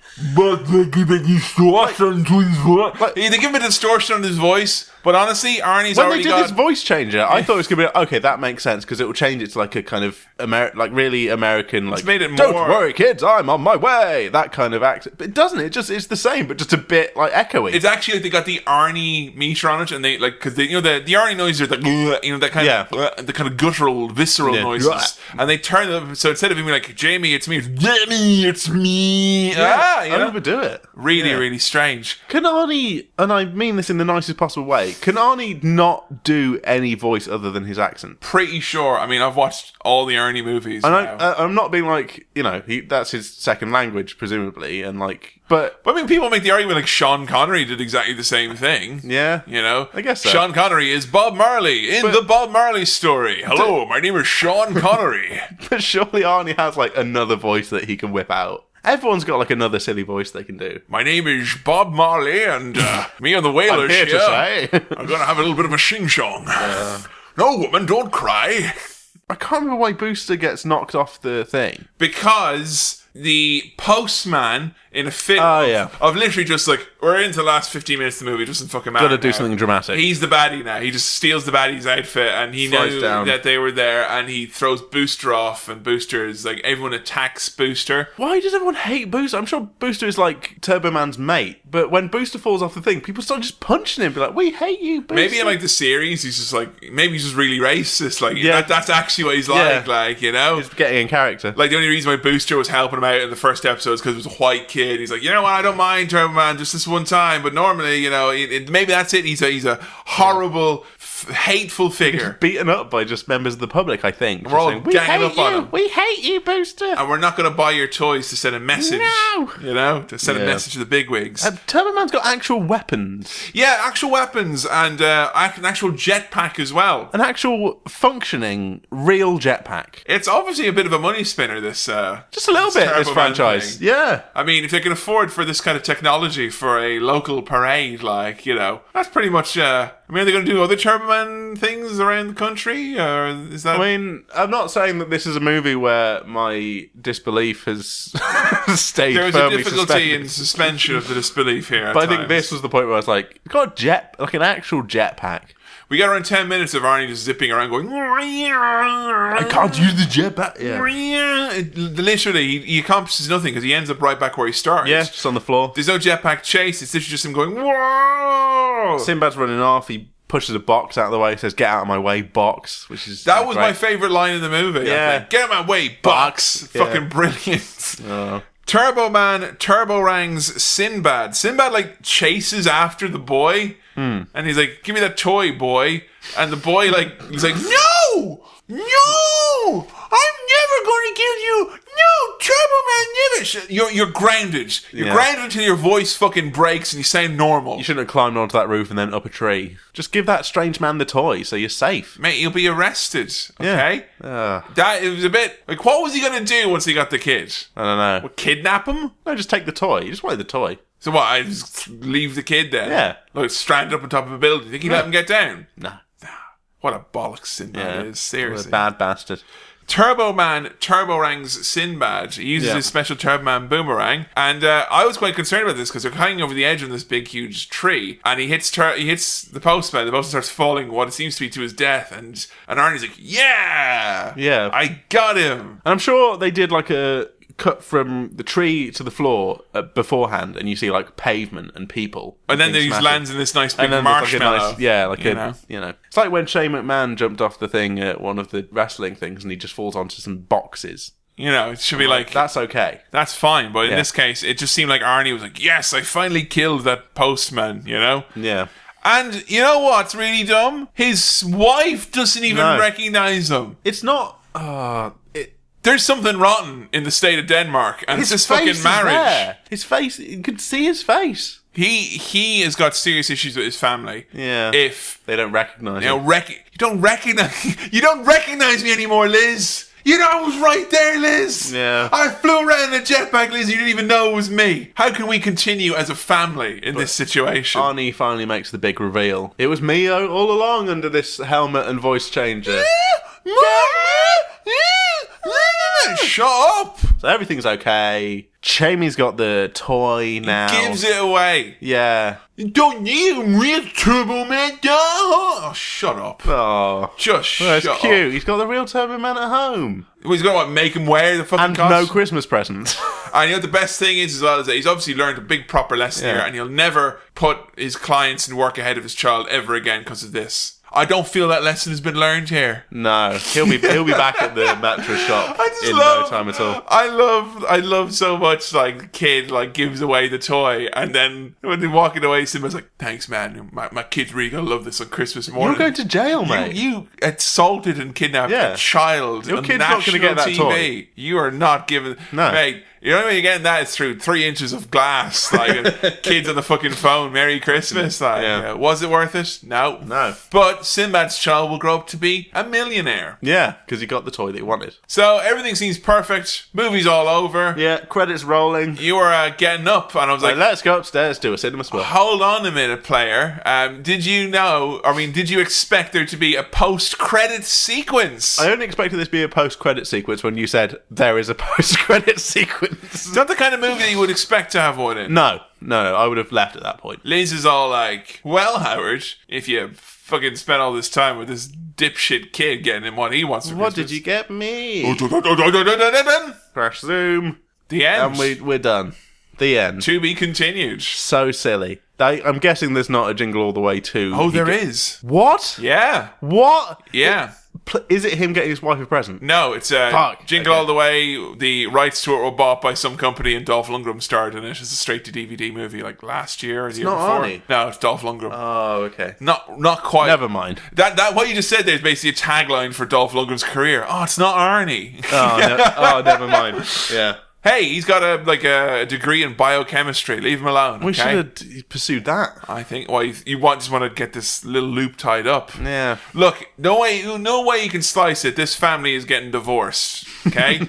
I loved watching Jingle All The Way with you so fucking much. It was fun, wasn't it? That was a fucking blast. We had a great time. Are you glad that this was the Christmas movie we sat down to watch this year? Yes, I am. Because I wasn't sure if there was hype or not, really. But I mean, was it what you expected from an Arnie Christmas movie? It was exactly what I expected from an Arnie Christmas movie. It was just proper silly and fun. It was great. Perfect. Isn't Yeah, it? lovely. I think this is the first time we've done like a straight up like Christmas movie at Christmas, because we did The Wrestler the first time, which is, let's be honest, not a Christmas movie. And then we did Santa with Muscles, which is a Christmas movie, but with a wrestler in it. It had a Christmas title. It was not a Christmas movie. Whereas this year, it's just your two boys watching Jingle All The Way, solid Christmas movie in the afternoon in December. It's lovely. Fucking brilliant. Yeah. Oh, man, I'm so glad you enjoyed it. Well, you heard me being like, this is a great movie. I'm having fun throughout the film. I think by the 10-minute mark, you would declare that you loved the film. Yeah. Because I think what's so perfect about it is that it takes all the stuff that's great about Arnie, the silliness, his weird voice, him making noises, there's something about the juxtaposition of Arnie in the real world that is just funny. And when people can tap into that, where it's like, look at this action man. What the fuck's he doing at a toy store? That is just joy.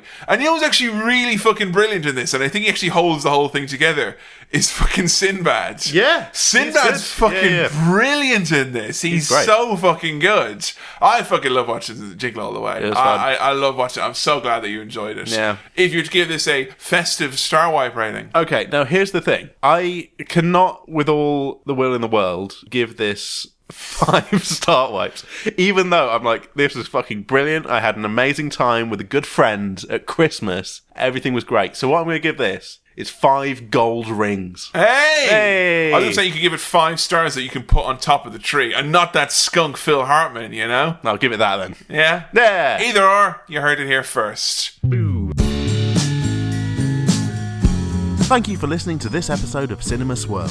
This episode was produced by Kevin, edited by Sam, and the music is also by me. If you do have any questions, queries, comments, or otherwise, please do continue to send them in to cinemaswirl@gmail.com. That's cinemaswirl@gmail.com. You can join us on Facebook over at facebook.com/cinemaswirl, or on Twitter, and that's @cinemaswirl. If you search on Etsy for Cinema Swirl, you'll see that our t-shirts are £5 off this December. Just use the coupon code TIFFIN. That's TIFFIN, because I'm a Protestant. As always, please do subscribe to us on iTunes if you haven't already, tell a friend, leave a review, and join us next time. Bye!